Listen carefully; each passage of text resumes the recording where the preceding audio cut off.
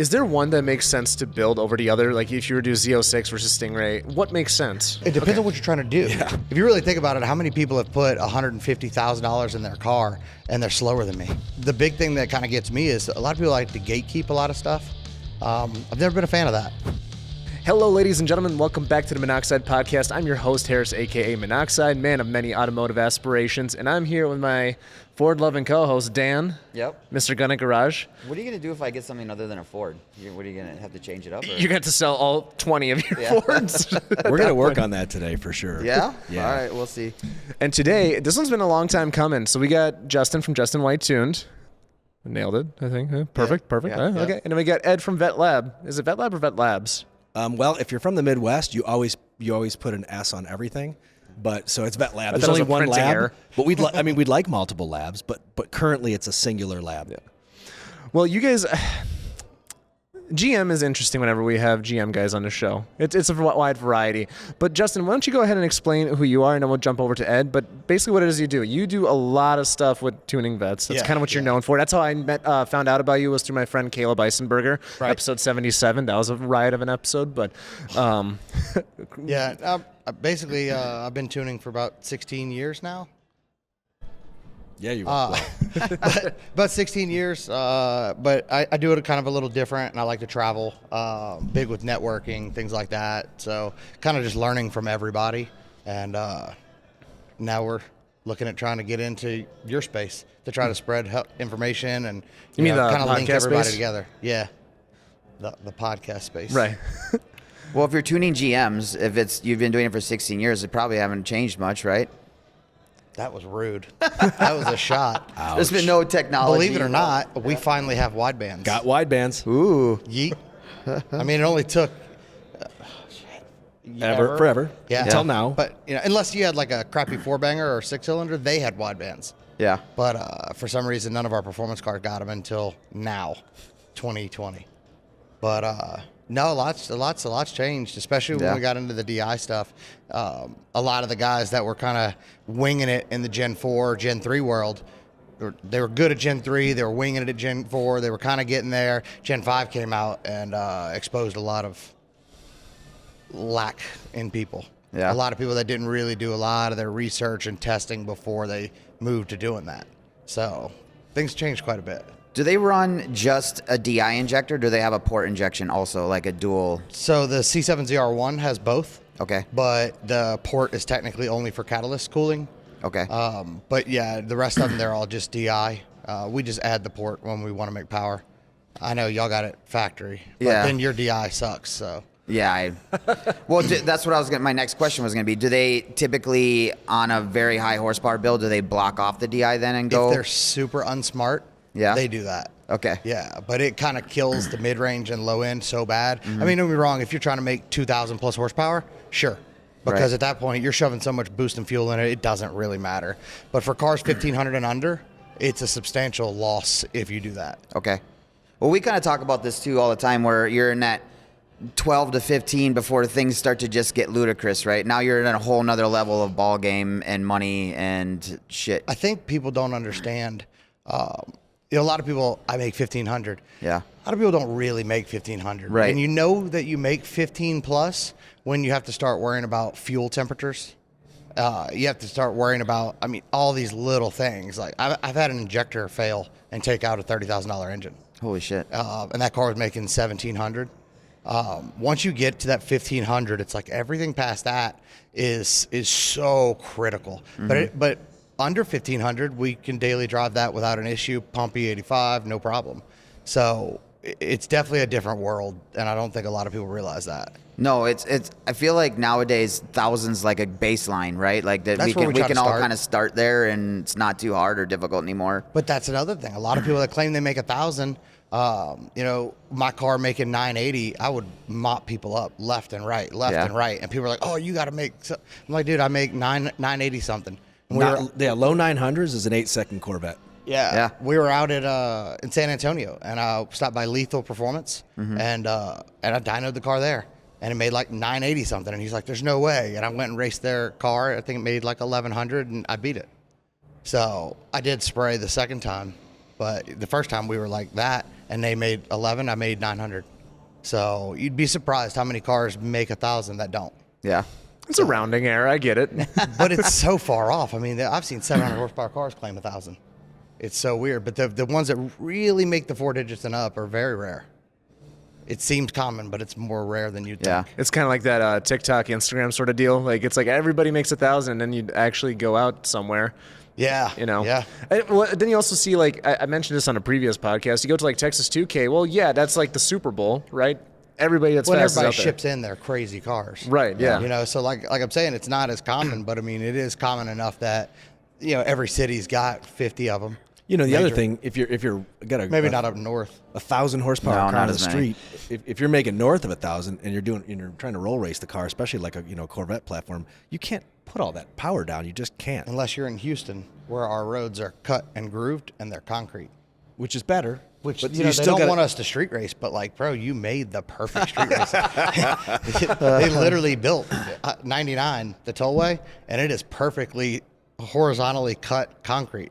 I'm like, you took our track away and you gave us a race road, you know? You kind of made this. In Detroit, if you have like 150 horsepower, not hitting a pothole is still a difficult task. Yeah. I didn't mind the roads out there, to be honest with you. The condition, but the layout, what the fuck is going on over there, man? Yeah. It's like we got weird angled roads and 7 of them coming into one intersection, and we were on one road we had to go up, and it was like 5 lanes came down to 1, and then you had to U-turn around. It's an obstacle course. Yeah. You try to keep it interesting. Yeah. Well, you could be in Puerto Rico. Most of the roads are unnamed road. Yeah.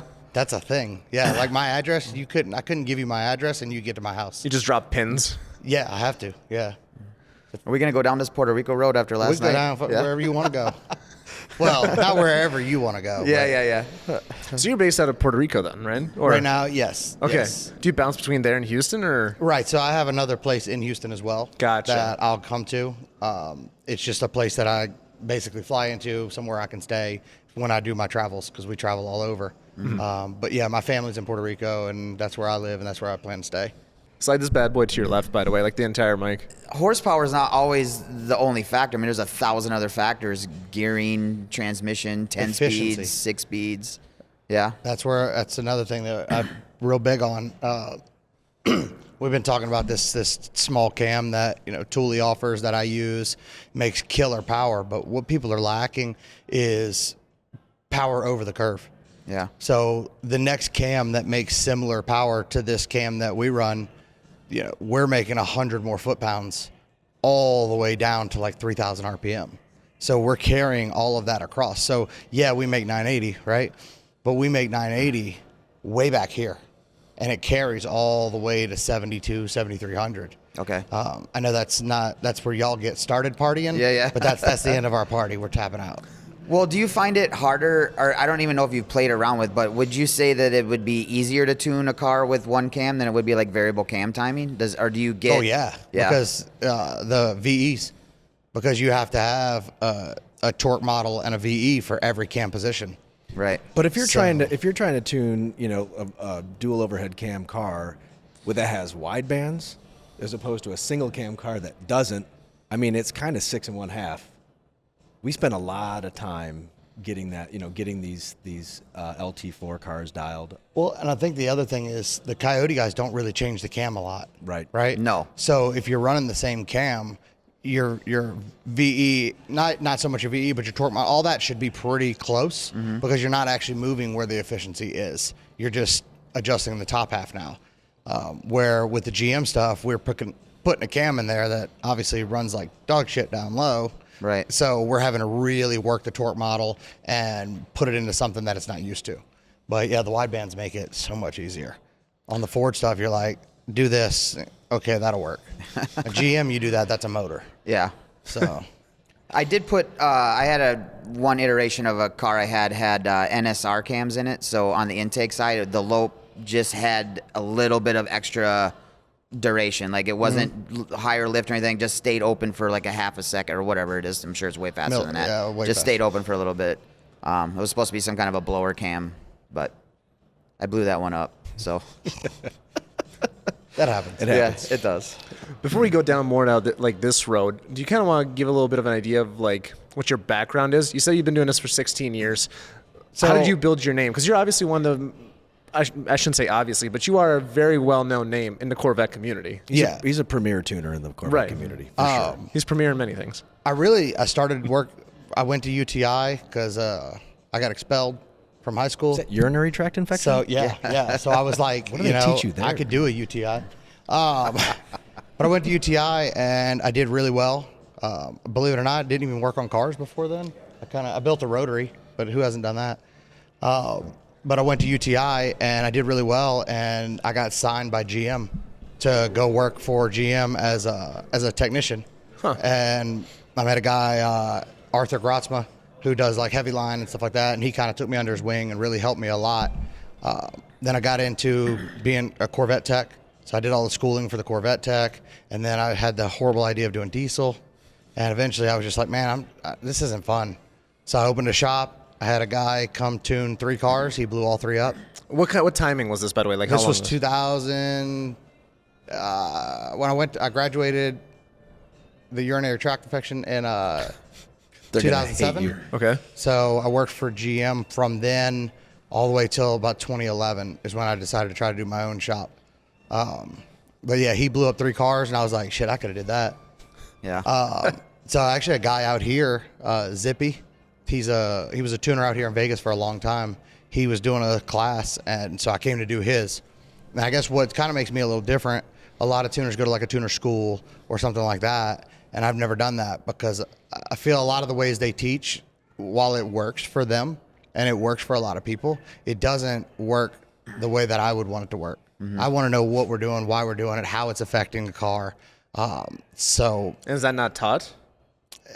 they more teach like, hey, we use this value because we've seen this. Okay. But how did you come to that value? How did you get there? And does that work in every application? And if you really know like a lot of the ins and outs of the HP tuner stuff, you can have the 2 files 2 different years that look identical. There's a big thing with CTSVs.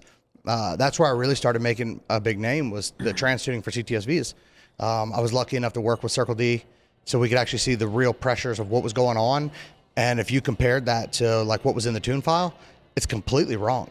Like shift time is not shift time. The oncoming pressures, they don't do what people think they do. And they teach it according to what it says it is, but if you really did that and saw the pressure sensors and saw what was really going on, you would know exactly how to manipulate that. But they can't teach that. How could they teach that? So I get their model, but I don't go that route. But a lot of other tuners, they have a shop, and I've done that. I'm not good at the run the shop thing. It's too much. Well, you can't do what you're best at. Well, that's the thing, is a lot of these guys, they'll run a shop and they try to be the tuner and the guy that runs the shop and all of that. And so where did his time for R&D come in? When does he have time to learn anything? And he doesn't. So my sole job is tuning.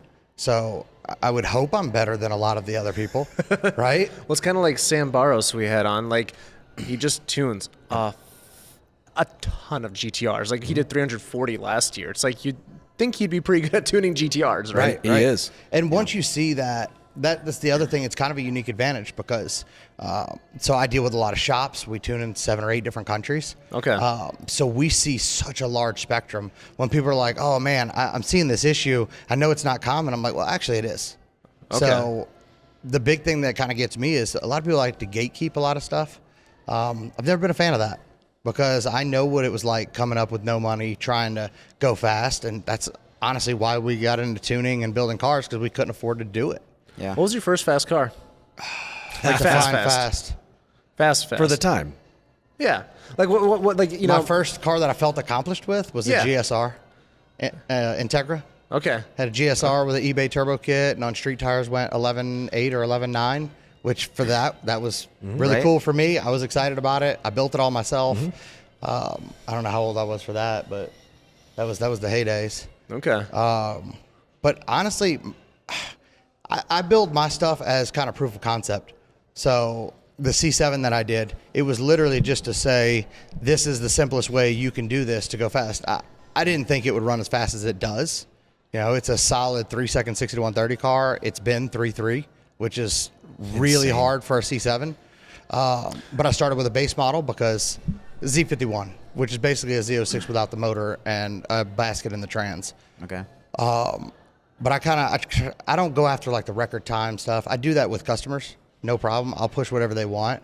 Right. But for me, I don't want to do something that I can't say, hey, here's the ticket. Here's what you should do for your That you can reliable street car. replicate. So we did Cadillac Attack, and my wife and my infant rode with her all the way 1,000 miles. She drove to the track. We run mid-8s all weekend, drove the car back. So that's what I like. I like street car stuff. I like stuff that we can really run a good time. We can do it with a simple setup. There's nothing fancy in there, and everything's listed out. If you want to copy that car, here it is. Let me know. I'll tell you everything that's in it. A lot of shops don't do that, and I don't like that. Can you kind of touch on why the C7 is difficult to make work at a certain level? I don't believe it is. Well, like what you just mentioned just a second ago, like, you know, getting into like the low threes and stuff like that. Rear wheel drive. Okay. It's just the traction, especially if you're trying to make, when we were talking about the efficiency, if you're trying to make that where you're making all this torque at like 3,000, you got to make that work. You got to put that to the street, and you know, in a rear wheel drive car, it's a good car for weight distribution. It does really well, but there's a limit where you're just not going to be able to go any faster, I think. How does it compare to like, because I know you had Calvo on your podcast, the Go Hard podcast, and how does it compare to a Viper, right? Because like I'm familiar with Vipers, Nth Motos, right in my backyard. I've gotten tons of rides in those, but is there a way to make a C7 work to that level? Yes. On the street? I believe so. Motec. Okay. But I think a lot of things, and what I learned with Calvo is, well, obviously there's a financial difference between a Corvette owner and a Viper owner. Yeah. Okay. Yeah. Well, There I is. say that because you got to think the suspension they can put on those cars, the wing that they could put. Calvo said something about like 3,500 pounds of downforce from that wing. 3,500 pounds of downforce on the back of that car is going to hook up better. True. It's going to be able to use it. So Motec's one aspect because you have the traction management, you have all of that. But as Delgado said, if your chassis doesn't work, you know, it doesn't matter how much management you have, your chassis needs to work. But I think the Viper has that advantage. They have really good distribution. They have a real solid chassis. The downforce plays a big effect, and they all have Motec because their factory computer system's terrible. It's out of a minivan. Yeah. Well, did you ever see like the older Viper? I think it was the Gen 3 Viper. It's literally like two, like, they took something out of like a 4-banger and a 6-banger, and they're like, let's just make it. I think it was like coil packs or something like that. Even the Gen 5, though. The PCM was the same as the 2012 Jeep I had at the house. It's like, that's the same computer. So. Well, same timetable, right? Like they came out in 2013 for the Gen 5s. They're just like, we'll just stick it in there. Yeah, this was a 14, and I was like, man, this is just a Jeep with more cylinders. Yeah, but when you're sitting inside, you don't want it to look like a PT Cruiser. I mean, well, and I think be a the little other different. unique advantage, if you've ever looked under a Viper, it's all handmade. It's a kit car. Under Yeah, there. it's literally a kit car. I mean, everything's set up properly. But Corvette it's a mass-produced vehicle. So they get a lot of aspects. They do a lot, and for what a Corvette is, it's a hell of a platform. I mean, I don't think it's as good of a platform as like the V2 was, but it's a damn good attempt. But it's real hard to compare it to a car that was literally built to be a race car. So, you know, Corvettes are made for this. They just happen to do this. They're made for the golf course, and you know they're parked outside the retirement home. I mean, it's the pedals are perfectly spaced for New Balance shoes. Yeah. For the orthopedic shoes, Yeah. they have plenty of room for those. Nah, they're Adidas. You could wear those. I should have brought my New Balance. Yeah. You could wear those in a Corvette. Yeah, but I was told I can't wear the nice New Balance because I have a Stingray. Oh. Right? Yeah. So I literally had a guy gave me a part number to the shoe that I'm supposed to wear as a Stingray owner. So Really? I bought them. Absolutely. So here's a conversation I've heard before that I'm glad you brought the Stingray thing up, right? Is there one that makes sense to build over the other? Like if you were to do Z06 versus Stingray, I mean, what makes sense? We'll get back to the show in a second, but if you or your shop is building a car this winter, you might need components for an exhaust, an intake, charge piping, and who knows what else because you know builds never end. If you need mandrel bends, flex couplers, T-clamps, and more, make Hayes Performance your first stop so you're not sitting around waiting on your stainless steel goodies. Check out everything they have to offer at hayesperf.com and use code Minnoxide for free shipping as well. Let's get back to the show. Stingray. It depends on what you're trying to do. Yeah. Okay. Because if you buy a Stingray that's not a Z51, you don't have dry sump, you don't have the adaptive suspension, you don't have the electric diff, which arguably is trash anyways. So yes, there's a big difference there. But a Z51 car is a Corvette. It's a Z06. The only difference is the body panels, which arguably is less drag. The engine, because with the price savings, the $30,000, $40,000 more, I could just build that motor. There's one drum in the transmission that's different. The top drum, it's like $300. You pop the trans out, swap the drum. The torque tube is aluminum in the Z51, where it's carbon in the Z06, which is 14 pounds. Mm-hmm. But again, arguably, aluminum will not break from aluminum as easy as carbon breaks from aluminum. Okay. And I've seen that. I always wondered what that argument was. I can't remember which forum or whatever I was looking at, but there was like arguments against carbon in that instance. Yeah, well, and like I said, I haven't seen it a lot, but I have seen it. Okay. But I've never seen, because I had a torque tube for my car. I was going to swap to the carbon, and then literally a week later, somebody broke one, and I was like, here, buy this one. Because I was like, I just don't want that issue. Because like I said, I want to be able to get in my car, drive it wherever, race, and be competitive. Mm-hmm. I don't need to be the fastest because, again, a lot of people don't realize that's a niche thing.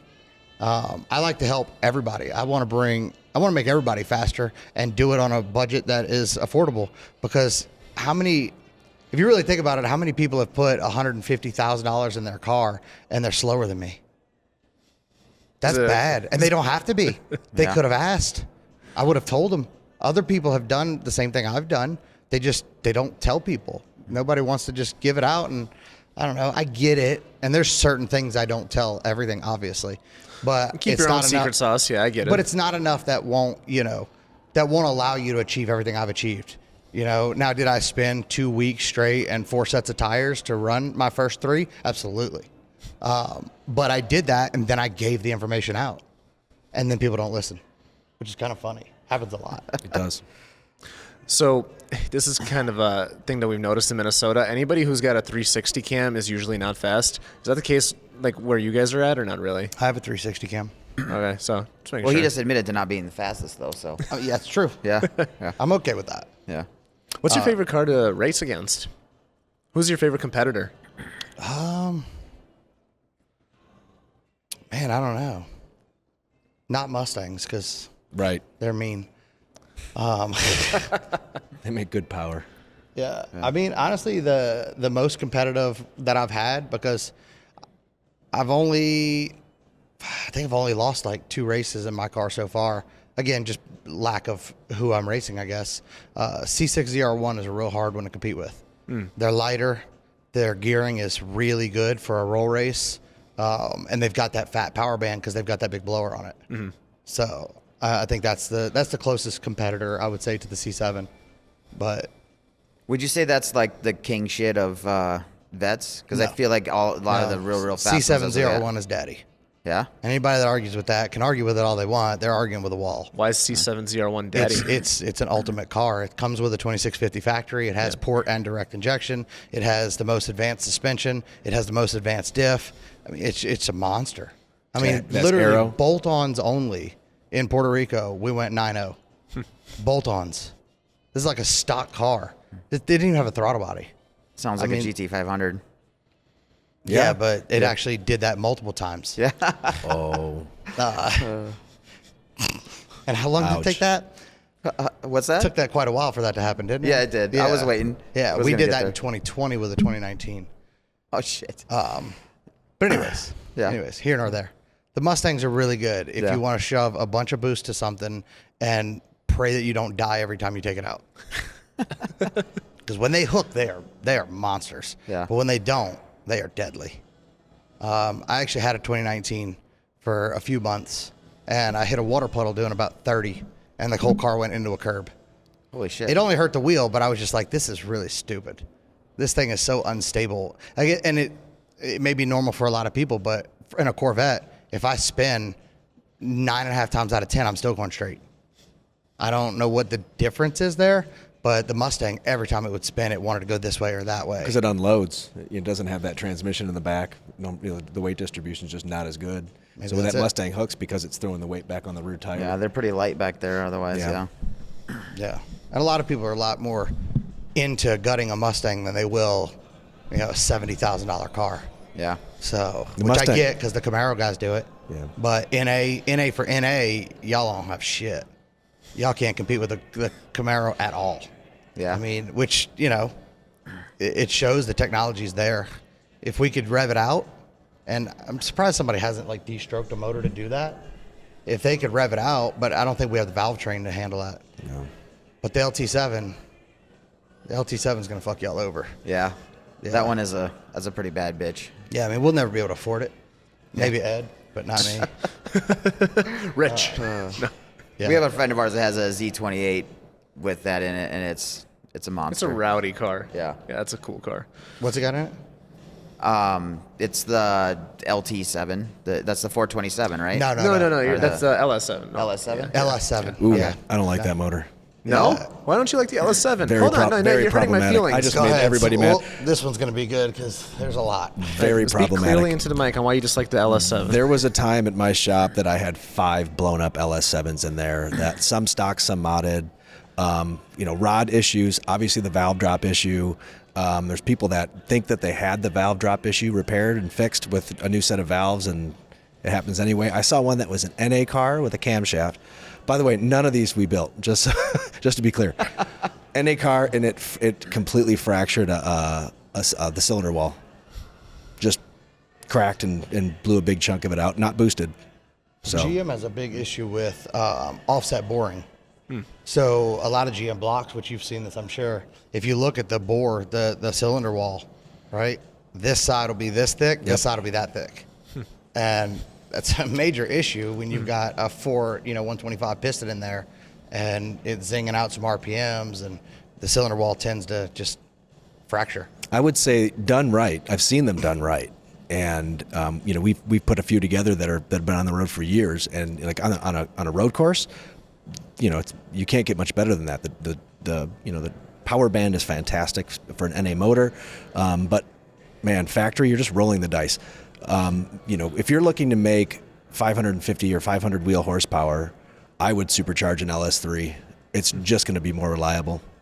But what does it take to make an LS7 to be done right? Combination is everything. Your engine builder's got to know what he's looking A at. lot of engine builders try to build these 427s, and I don't want to say the name. So we had a customer, pretty well-known guy, had somebody building him an LS7, supposed to make big power, 700 plus, and I was like, hey, how many has he done?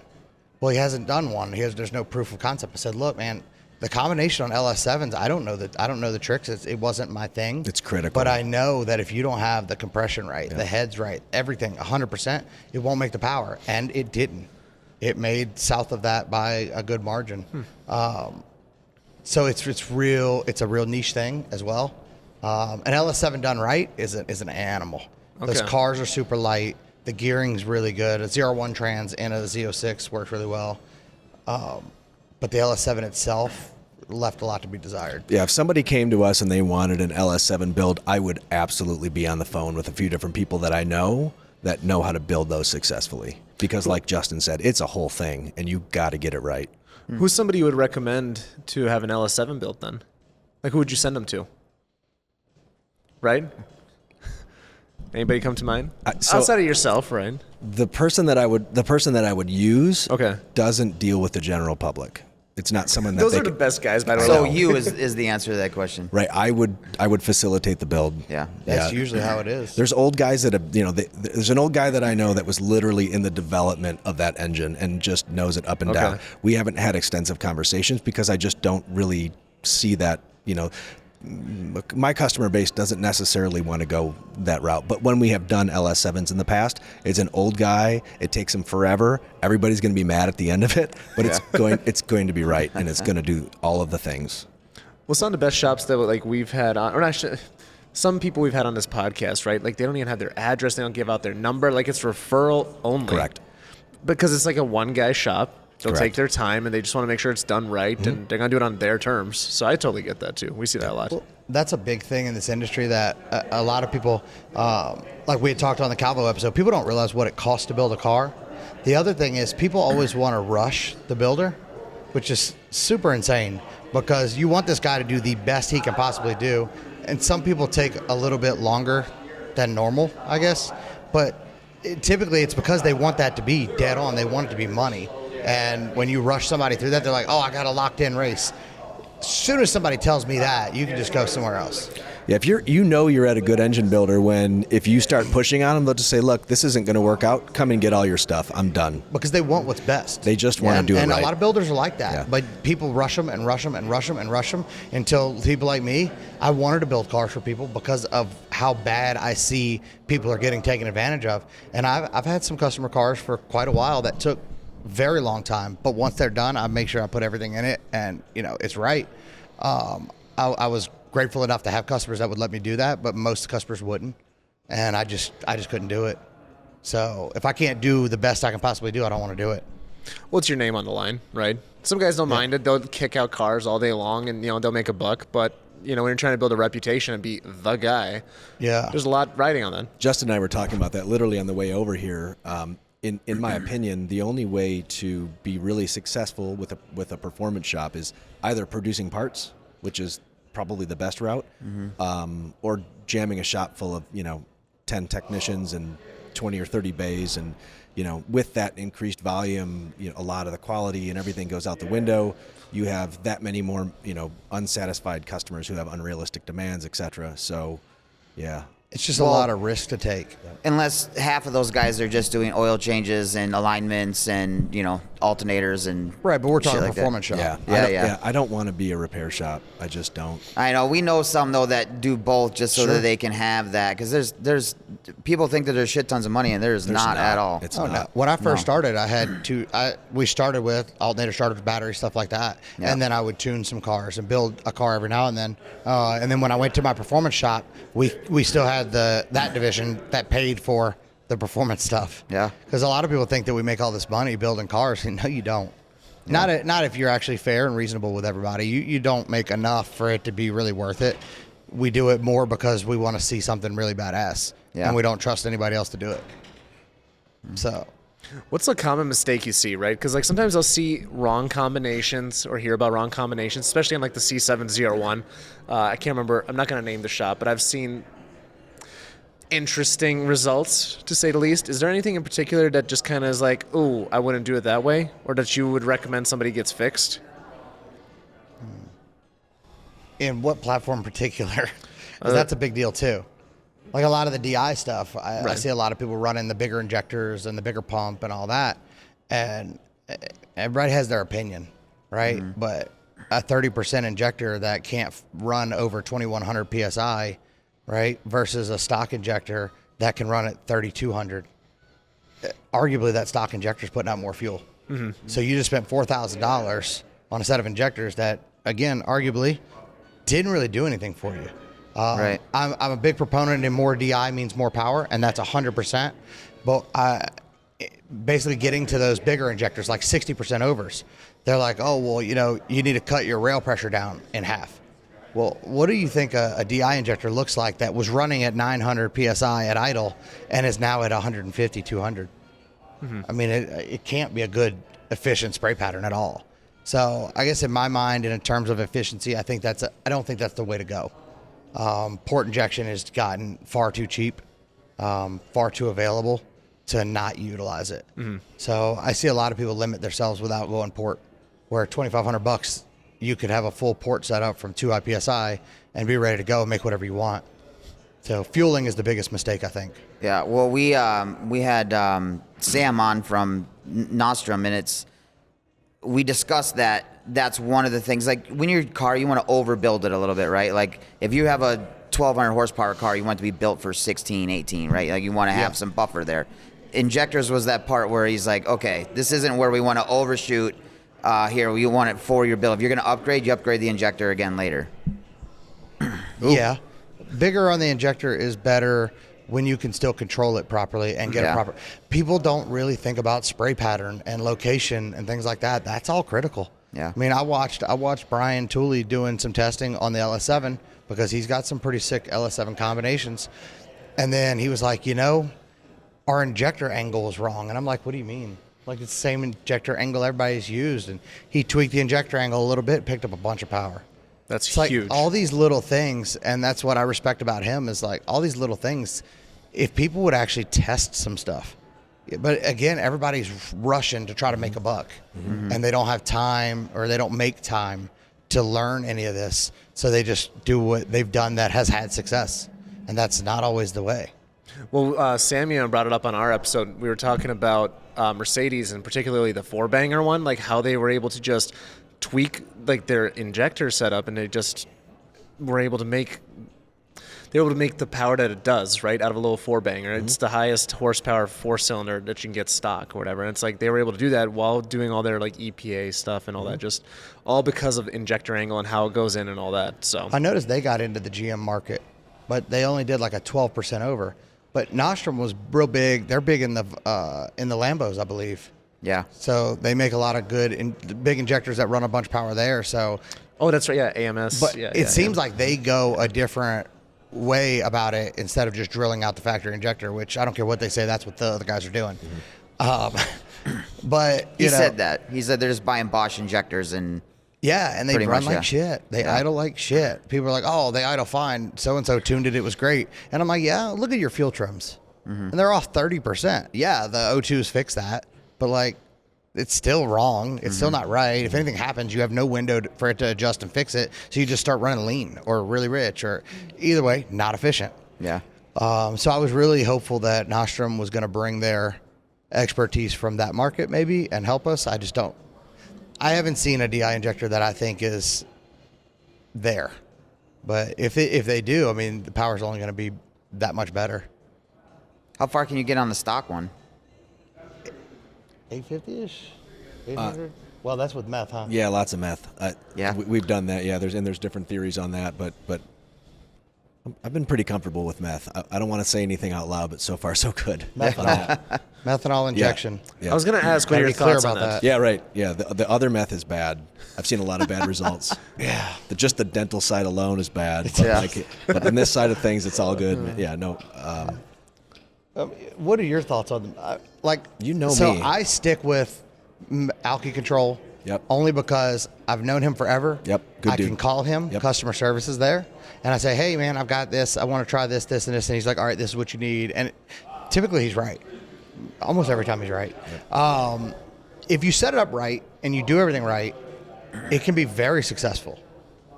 But most people, people don't understand wiring is the fueling. I thought was the worst thing. Yeah. Wiring. Yeah. People don't understand that what goes in must come out. What goes one way has to go the other way.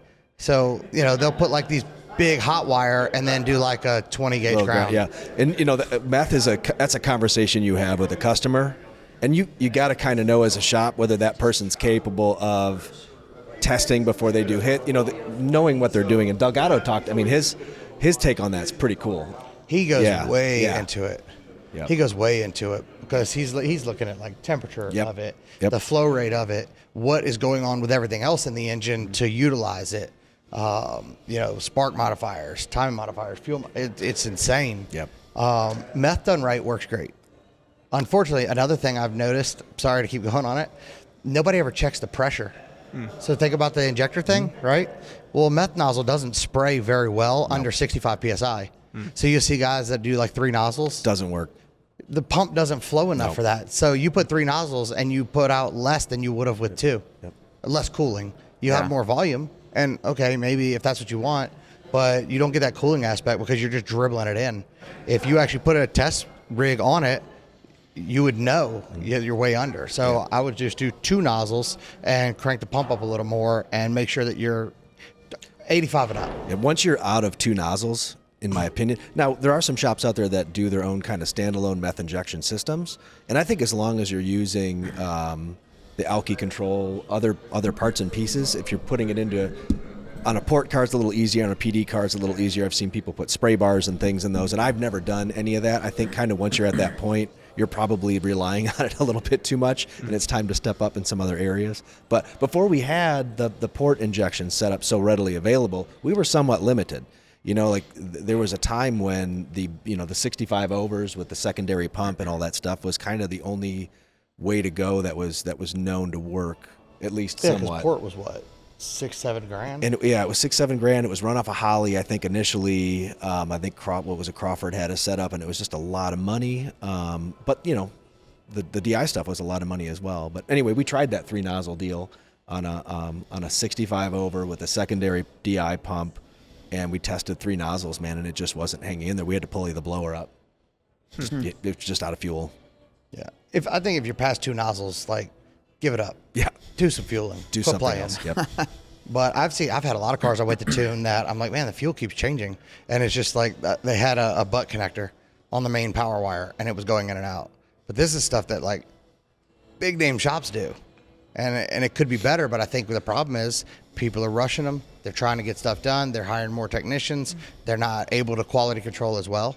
That's part of why I can't do a shop, because I just don't trust people that much. Yeah. And I've worked very, very hard to get where I'm at now, to be relevant and to be known for trying to do things the right way. That it's not worth the risk for me. How long should let's say I brought you a stock Vet and I want 1,000 horsepower. What should that look like for a timeline on a build? I mean, a lot of shops can knock that out in a couple weeks. Yeah. But I wouldn't be surprised if it was a couple months. Yeah. And I mean, again, arguably, if they took 4, 5, 6 months, I would be more willing to bet that car is going to make that 1,000 horsepower for many years to come. Okay. Where the other guy might have got it out quicker, but he might have not torqued that bolt. He might have missed something. I mean, I've literally seen an over-tightened head stud, and it just pulled right out just because somebody was in a rush. Mm-hmm. I mean, stuff like that happens when you try to get them out quick. The big thing that I think a lot of people aren't thinking about, and this is something big for me because I've actually lost customers before, from wrecks or things like that, is you got to know your customer, what you're building for. So a lot of these cars, I'll spend the extra time, hey, let's do this, this, and this, because, I mean, you make a mistake like running a fuel line too close to a header or anything like that, you can kill somebody. Yeah. And a 1,000 horsepower car is, a lot of people are like, oh, it's just 1,000 horsepower. But like, dude, that car gets a little loose. Like, you better know what you're doing. Mm-hmm. You better have everything right. And I think the guys that are taking their time, I think they get a lot of heat for it, but they shouldn't. Let the people take their time. Let them do what they're supposed to do, because at the end, they're trying to give you something safe and reliable. Safe-ish. Reliable-ish. and that's something, that's another subject altogether we can probably hit on later about. What, safety? Performance and reliable in the same. Yeah, there's like a curve, right, where they start to, one goes one way, one goes the other. And sometimes that curve is a lot lower than you'd think. Yeah. Yeah. Just mass production, American-made vehicles, I'm just saying. And reliable in what sense either? Right. How are you treating your car? What's your oil temperature when you do a pull? How many tests are you doing? Are you constantly logging your stuff to make sure that everything's healthy? As soon as none of those things are done, it's all of a sudden the tuner's fault or the shop's fault. So. Yep. I've been sitting on my parts for my GT500 for about a year, because I know that once I take that route, it's a whole nother ball game. I can't just roll up to any pump. I can't do any, right now it just works all the time. So yeah, I've been dragging my feet for that reason. Yeah, I think that, that's why Justin and I have been talking about getting into the podcast space, and it's to push that information out. Mm-hmm. There's the new customer that just wants their buddies make 1,000 horsepower, and that's what they want, but they have no idea what it takes to maintain a car that makes 4 digits, even makes 700 horsepower, that used to make 3. That's a big deal. And there's, you can't just get, like you said, any gas station. No, you can't do that. Any, start it up and do a pull down your street. You can't do that anymore. Can't do it. You can't go 100,000 miles on spark plugs. Oh yeah. Wait a second, you can? Like, but that's a big thing. Like, I change my spark plugs every 3 nights I go out. I'll change my plugs. I'll change the oil. Like, well, the oil only got 1,000 miles. I don't care. Do you know what I just did to that motor? That's what I was about to say. Like anything that might have come loose, I'd like it out of there. Yeah. I don't want it to be abrasive. That's something people don't factor in. Also, starting these cars up, they'll start it, pull it out in the driveway, wash it, start it, put it back in. Like, you know how much water you just left in that oil and now mixed it in? A lot of things like that. You got to let these cars warm up. They're not just, they can be reliable if the maintenance is done. Again, my car is an example for the customers. You can have that car, and it makes 1280 right now. You could have that car, reliably drive it. I can go get in that car right now, drive it back up here, no problem. But I'll change the oil when I get here, and I'll probably put a set of plugs in it just in case. I overly maintenance everything, and I think if customers got used to that, it's not expensive. I mean, a set of plugs and oil is what, 150, 200 bucks? 150, 200 bucks to save a motor. You know, to save, the instance of a motor blowing and you wrecking because the oil hit your tire. Cheap insurance is, That's what I'm saying. It's just, but people they're not used to that because it's these new age customers, And now, these younger kids. I'll get guys that'll say, man, those plugs that you pulled out last time look really good. Can we just put those back in next time? That's like, no, man, you can't do that. My stepdad pulled out this thing. It's like a old, like a canvas sack. And you stick the spark plug in it, and sandblast it. And you put air. Yeah, I remember that. I was like, "What is that?" He goes, "It works fine." I'm like, on a '89 Chevy pickup truck, he is absolutely correct. Yeah. He's My a lawnmower, smart I'll man. take that bad boy right to the wire wheel, clean it up, slam it back in there. Yep. No problem. But But when you're in a modern car that is running, that kind of power, like you probably shouldn't do that. When you got a $30,000 engine, even if it's just an OE engine and it's whatever, it's however much. I mean, really, how much is that to replace? Yeah. I mean, a stock engine's what, 15 grand now Yeah, usually. yeah. That's what people don't realize. Like they're like, oh man, $30,000 for a motor. I can buy these rods. Dude, by the time it's done and done right, absolutely, you've got 30 grand on a good motor. Not me, but most people. But we're not talking junkyard LS truck motors anymore, right? Like that's not a thing anymore, is it? It is, yeah. Yeah, is it? You know, these no prep guys They love that the stuff. 5.3, especially aluminum one because the sleeve is that thick. Yep. And if you got a tube, tube front end in your car, it's super easy to get them in and out as well. I'd be terrified to crack it in half and put oil all over the place myself, but Yeah. I know a lot of guys that do that. And the combo there, again, if someone came to me that wanted that done to their car, I wouldn't do it, but I know people I could send them to. Well, again, probably nobody I can mention. It's like people that build that stuff out of their garage, but they have like wicked sick no prep cars, and they know the combo. I was just having a conversation with James Short on Facebook, and he's talking about like the LT53, and he's like, yeah, man, I've had them well into the 4 digits stock, and I'm like, what? It's how you utilize it. He's like, yeah, well, I don't really put any power under 6,500, but he also revs that thing out to like 8 grand, 9 grand. Shit. It's a lot of why the Coyotes live is RPM. If you listen to Brett LaSala. He's like, man, if I can rev that thing to 10,000 all day, he said, but the minute that I short shift it, it's done for. Yeah. So that's a lot of things that a lot of people don't realize. And I spoke to Jay Meager. He what's his new shop? I'm blanking on a name right now too. Yeah, he's got a new shop, but he's been around this forever. Right. And he touched on Power Glide versus Turbo 400 because I've always thought Power Glide was the way to go. Right? It's 2 gears. But I never really factored in that gearing is so inefficient that you're dragging through the danger zone. Peak torque is your danger zone. If you live in peak torque, you will not live very long. But the gearing of the Power Glide would keep you in that zone for so long that you would hurt parts long before a Turbo 400, which you had a little more gearing. So with these 10 speeds, just think about it. There's no issue with that anymore. You've got so many gears, you're always in the optimum range. So we're able to push these platforms way further than they should ever be going. So, What are you most excited for? Like, what's currently hitting the market? EV stuff is what he's excited about. well, hey, say what they want. I think hybrid's going to be the future. I think it's going to be huge, and I'm excited for it. Yeah, hybrid's cool. I'm a proponent of anything fast. Yeah. If it's fast, like I said, I respect Mustangs. I would never drive one outside of the one I do own. But it's just not my cup of tea. I've had it. I just don't like how the car feels. Yeah. But I do own 2 Teslas.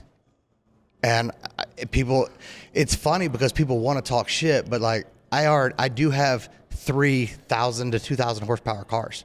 So like you can say whatever you want, but Right. the big thing and we've talked about this before, A lot of people are like, oh man, you'd rather that Tesla over your C7. You're thinking about this wrong. Yeah. Like, I got the Tesla instead of a Corolla. That car was my Model 3 was $30,000. It was basically a brand new car, 2023. What can you get for $30,000 that's reliable, that I can trust my wife to get anywhere she needs to go and not have to maintenance? Well, let me tell you about a brand called Volkswagen. $30,000 new? New, or is it 40-50. The closest I found was a Toyota Yaris. So yes, I'll take my Model 3 over Toyota Yaris. How much it was new? Yeah. Oh, yeah. Rear-wheel drive? Essentially new. Yeah, rear-wheel drive. Okay, yeah, and I keep forgetting that you guys don't have to worry. Well, you don't. You're up here with us, but you don't have to worry about that down in Houston. You don't have to worry about front wheel or all-wheel Snow drive. tires, yeah. Well, and I do have a Model X Plaid as well. Okay. But again, it's not my race vehicle. Yeah, those are fun, by the way. Yes, it makes 1,000 horsepower, and I'll gap my race vehicle at a stoplight. It will, and it's an SUV. It's really cool, but again, I didn't get it to replace a race car. Right. I got it to replace a Suburban or an Escalade or something I would normally have, which... And and that all makes sense. But really, if Justin gives me any reason to make fun of him, like my brother drives a Tesla as well, I make fun of him every chance I get. Yeah. Because why it's wouldn't such you? an easy subject. But I'm all for it. Like, that's okay. Well, it's like GM and Ford guys, and me being a Mopar guy. Like, just the clowning is nonstop. No, That's and just part of it. being from Houston, driving a Tesla. But there is there's a very real, like, hatred for people that have Teslas.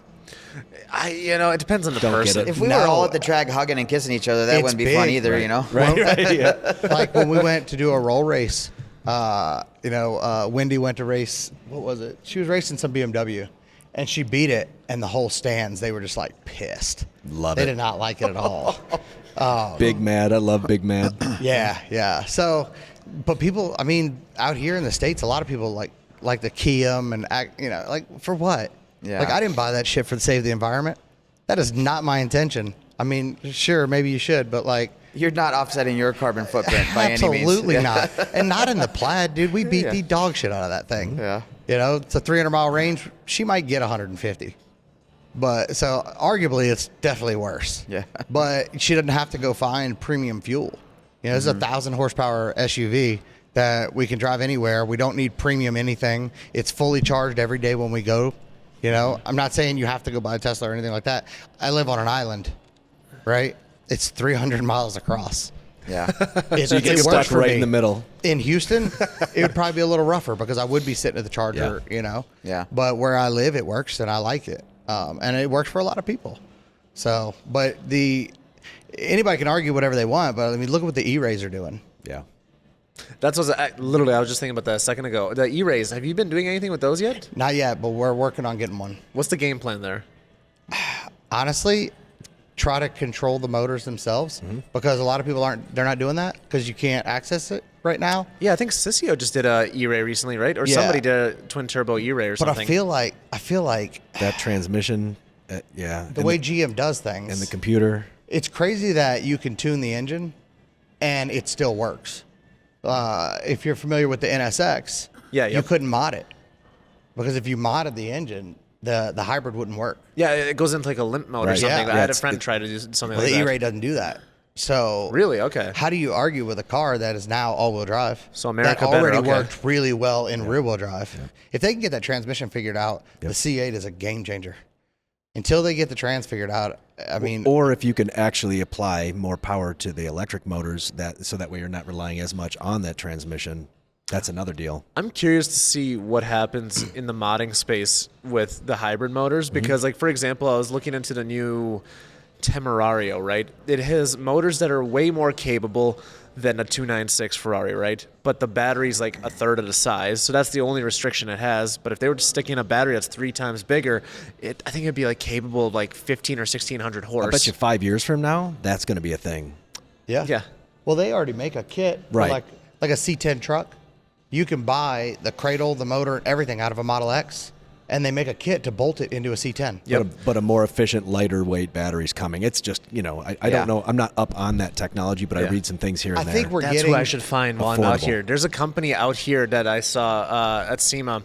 They literally make like these like battery kits. They throw them up into cars. Like they're based out of Utah. I'm meant to find what the name was. I should find them because like they literally do exactly what you're describing.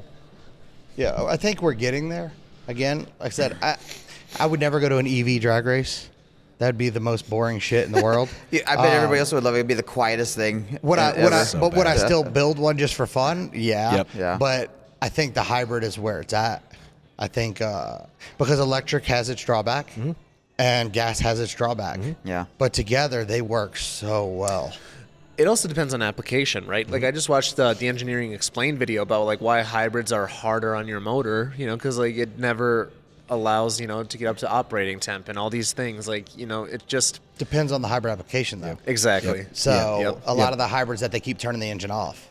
So in a I hate performance that car, about you're my not current doing car, that. dude. Yeah, a Prius is just going to sit at an RPM forever, which you can make a motor that will live doing that. But Well, if you see the Edison trucks, no, you haven't seen that? no, So Edison's whole thing is stealing Tesla's ideas. Okay. always So has been, right? That's what it says. Yeah. But anyways, what he's doing is he's getting these big old logging trucks, and he leaves the cat motor or whatever's in there, and it powers a generator, and that powers the live axles, the electric axles.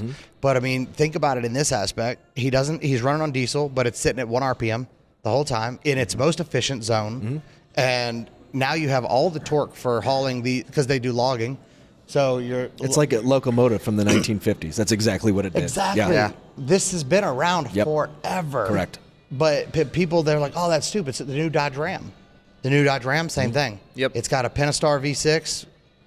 It works, powering a generator to power the axles. Now you've got a truck that can do better than another truck. It's better than a gas truck. Let's not say diesel, but it's better than a gas truck, maybe better than a diesel. Because you've got that perfect torque range, perfect power range. Electric is infinitely adjustable, right? So if you're looking for traction mapping, I mean, I can run a 2.7 0 to 60 in the rain in a Model X. In the rain. But it's because they have real torque vectoring, because there's a motor here, a motor here, and a motor here. But so this hybrid application, Edison, they're doing it with these trucks, and it's just the cat motor running. It's way better on fuel efficiency, right? There's you can tune that engine so precisely that it is efficient, right? And that it can meet environmental standards, but also charging something to power the axles. But if you can implement that in the cars, you get the best of both worlds. It's got a one-line VE table.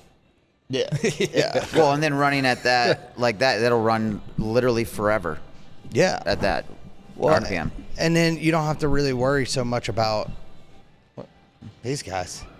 No Ivy League for your kids this year because Tuned by Sean is having a massive Black Friday sale on a mountain of Haltech products. If you want your build ready for the 2025 season, send your little prodigy to community college and take advantage of the 5 to 20% off deals on all types of Haltech goodies. Go to tunedbysean.com and check out what it'll take to get your build on the road for the next car season. Let's get back to the show. Yeah, no, so that seems to be a common thing too. Even we had Simon on last night on a podcast. The same. He's got 2 Teslas, and he literally the same thing you're saying. He's like, hybrid is where it's going to be. Even in motorsports, he's saying that on the track you're going to see that coming up way more often. So Yeah. Well, I've got an RC car, and it's got 7 stages of power management, and these things are insanely fast. You don't go you're not going to go get I hate to say this, you're not going to get a little nitro car and beat it, right. like the electric one's faster. But yeah, this whole no soul thing gets me, because the fuck does that mean? Justin, you know what I didn't point out to you yesterday? But one of the guys in our booth in the African American Automotive Association booth is a guy named Rich Rebuilds. Are you familiar with that guy? Yes, I follow all his stuff. He's awesome. He was there yesterday. And you didn't introduce me. I didn't. He's going to be there again today. He's also going to be at the Detroit International Auto Show, and he wants to come check our shop out and stuff. If you can make it in for that, I think it's January-ish. Hey, my birthday. Whatever. What are you, 10 years old? What's the P.O. box? What are but- we sending to you? He's the other one that, if you think about it, the Rich Rebuilds guy. I love his videos. So smart. Mostly because he's funny as shit. Yeah. And he's kind of offensive, and I love it. Yeah. But he does the same thing. He started a Tesla channel. He owns Electrified Garage. But he had a Z06. He's, they can work together. Yep. You're not, if you replace your Corvette with a Tesla, I will call you weird. Yeah. Right? But you got to kind of have both. But a lot of people have this argument of the no soul thing. The fuck soul does my car have? It's just really loud and obnoxious. It's a base model Corvette, for Christ's sake. Watch it. But I don't know. Like I don't get into that whole thing. Like yeah, it's not a race car. It doesn't have the thunder and all that. But in the rain, I'll fuck you up. Yeah. It's got its own aspects. It's cool. And I think it's kind of funny for me to speak on it because, you know, it's really kind of hard to argue with the guy that does race cars, right? Right. If I like it too, maybe it's okay to be a little weird, you know? I've been scared to drive one just because I'm afraid I might like it. You will. Yeah, I know. We actually had one. We came into was it not this past March, the year before when they unveiled the 170, or was it March 2023? Anyway, we were in Vegas for that event and we rented a Model 3, and we had 5 people in it. I won't say what company we rented it from, but I jumped that car twice. On some of these roads out here have that kind of like dip before because they don't really have a sewer system or whatever. And we launched it at like 70 miles an hour, got completely off of the ground, and then turned around and did it at 100. And build quality, I don't know about the rest of the interior, but the suspension and whatnot held up fantastically. but literally going back and forth driving that car, even with 5 people in it, it was fun. It pulls right through anything. You can drive like a complete idiot. It's a lot of fun. I'm not going to argue with that. Yeah. I'm not going to buy one. It's the most American car out there. Yeah. There's that too, right? People hate that. Yeah. I mean, it is. It's helping Americans. How do you argue with that? Yeah. Yeah, remember that other car company that came about that is doing the numbers and volume that one is recently, and it's just there's none. There are a lot of startups, there are a lot of new car companies for sure, but nothing is doing what Tesla's doing. And again, I have mixed feelings on the EV stuff in general, and people that argue it's better for the environment. I would argue against that completely. I don't believe that at all. I don't believe that at all. I believe that, and I think the other argument that backs that up is that, hey, we got to make a change somehow. And, to be honest with you, I think that there are other areas that are polluting the earth a whole lot worse than even just, cars that we drive daily. But anyway, that's controversial and it is what it is. Well, we had this whole conversation on the plane yesterday. There was I don't know how much I want to disclose, but the guy is in an education space, and he's like educating me on the fact of like power plants, like new power plants that are like supposed to be at 80% efficiency compared to 100% like they used to be. And then that 20% leftover is basically being powered by windmills, but if those windmills fail, they're powered by diesel generators or something like that. So it's like arguably worse. It makes people feel better. It's the waste from windmills alone. I'm glad that's starting to get a little bit of traction too. It's so bad. And have you ever seen one fail? Oh, I think I've seen those. They just like blow apart. Big fireballs. I mean, but these windmills fail a lot. Yeah. I actually tuned a car for a guy that works on windmills, and he's like, dude, they mostly don't work. Because those blades are like 200 it's like feet a Ford. long. It's like a Ford mechanic, I guess. I mean, right? Well, no, they're busy. You always have work. Yeah. But the problem is when the windmills stop working, they take them to a landfill. Yeah. And if you actually look up windmills and landfills. I mean, it's bad. It's such a bad problem, and they're so inefficient. Yep. The offshore windmills, I think, are really good, except they're hard to work on. And the ones that kill whales. So seriously, the frequencies that they put out. Bad. The frequencies they put out, I don't think they can. That's true. It messes with the ecosystem in general. I don't know enough. It beaches whales. It really does. It freaks them out. That. Yeah, it freaks out sea life for sure. Like it's a thing, but it's like me on Fremont Street. I start freaking the fuck out. Right. The frequency is just Yep. The frequency of hookers walking by is high. We are in Vegas. There was none last night. Yeah, it was too cold. Except for Nick. Did they take Nick was the only hooker out there. Yeah, Nick is a hooker. Motom Fab Speed, shout out, Nick, you're a hooker. Well, he was trying to hook too. Oh yeah, huh? you were competing. Were you guys on different corners? I hope. If I was just trying to make more money than he was. You as probably weird as could. it sounds, I did win a sword fight last night. Really? Yeah, you did. You did. I did. I was gonna buy that with bike from swords. Oh, okay, yeah, right. Not glizzies. Yeah.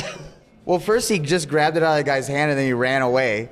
But he came out with another one. He did, yes. And we dueled. I stabbed him. I don't understand how this happened. But, All right, you know. I don't understand what's moving going on. on. You guys shouldn't have gotten to bed at 8 o'clock. All Yeah, right. I What did happened? go to bed You at- need to finish the story. What happened with swords? What's going on? So this guy had this big, the retractable the- swords, Like a plastic sword? and he was like waving it out. Lightsabers, like the plastic from Okay, Target. plastic.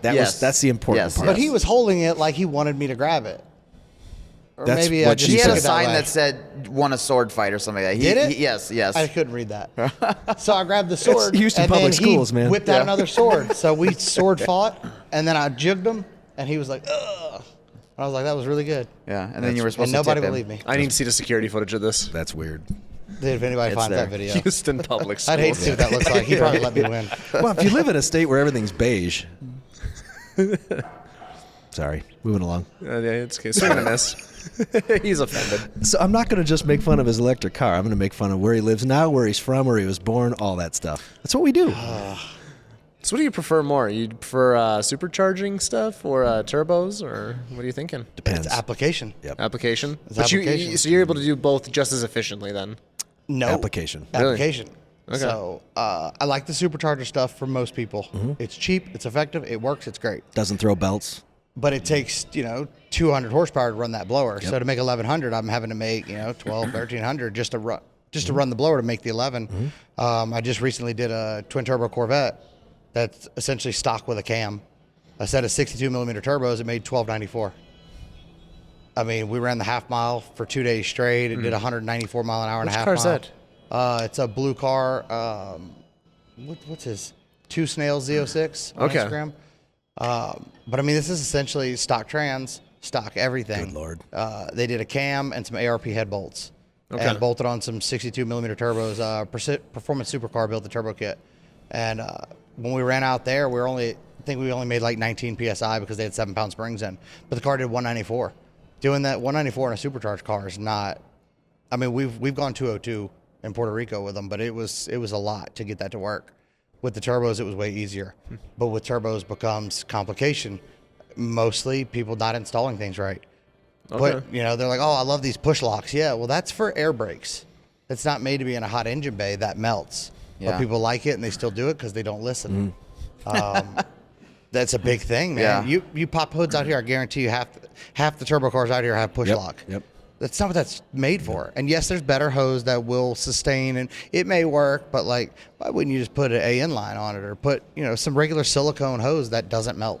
We were talking a little bit about that last night. I have my basically my daily right now is a C6 Z06. I bought it because the LS7 blew up for the previous owner. Anyway, He also has a G8.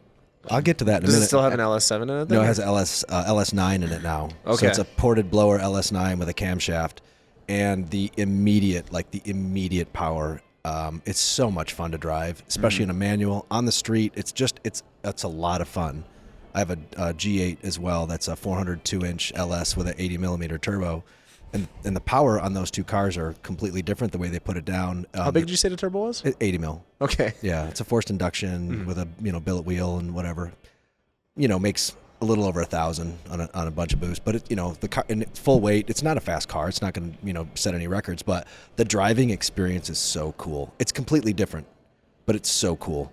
They both feel different. They both do things differently. I think there's, like Justin was saying, it's an application. If somebody wants to make all of the power, turbos are the way to go. They just are. But if if you're looking to, I'd make an argument for the roll racing, being able to do if you want to do all of the things, a positive displacement blower is like hard to beat. It just is. As far as like maintenance, if I have people that don't want to have to, we don't do a lot of ProCharge stuff. I love ProChargers. I really do. They make really cool power, but the positive displacement stuff, the belt routing, the maintenance, it's simple.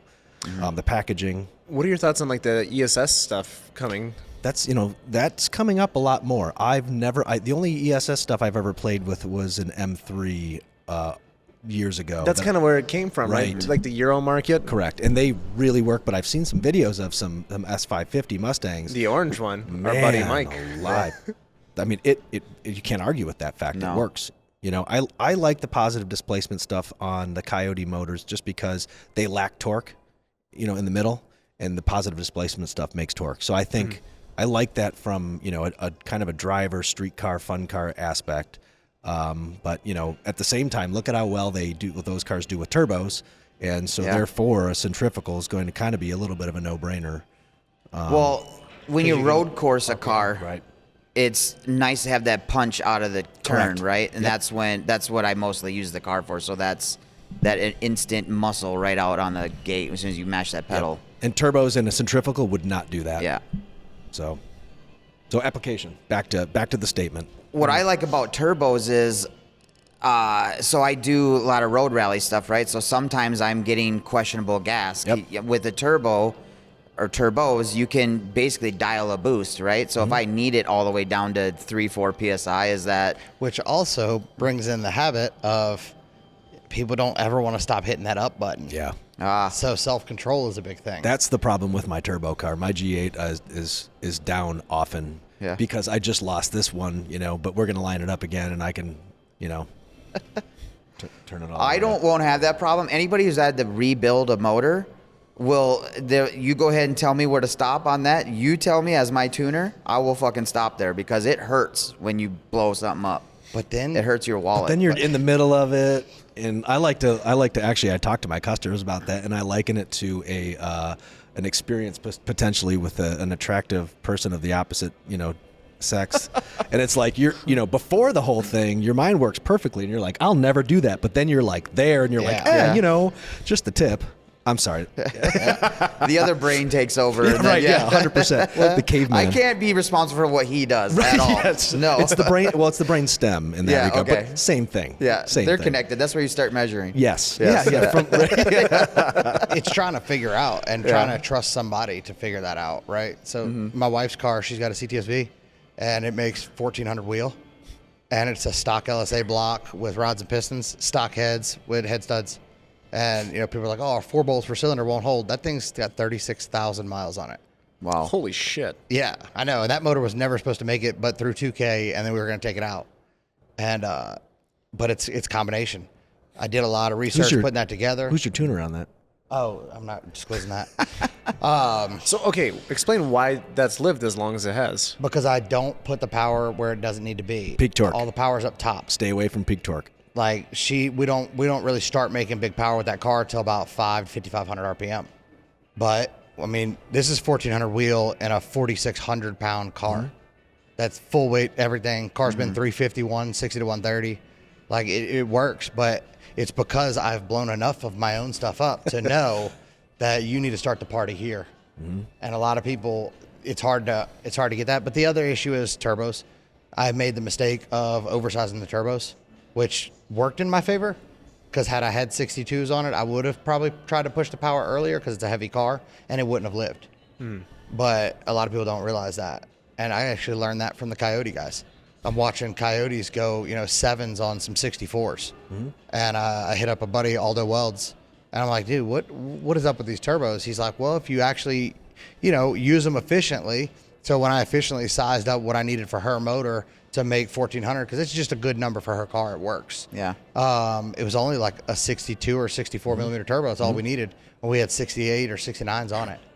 So that helped me, but it's all combination stuff. And it leads back to something that we covered a little earlier, and basically I started changing my business model. It kind of always was this way, but started actually putting words to it when we talked about R&D. And we talked about combinations, and we talked about running a shop, ordering parts, tracking things down, staying in touch with the customer. All of those things are time consuming.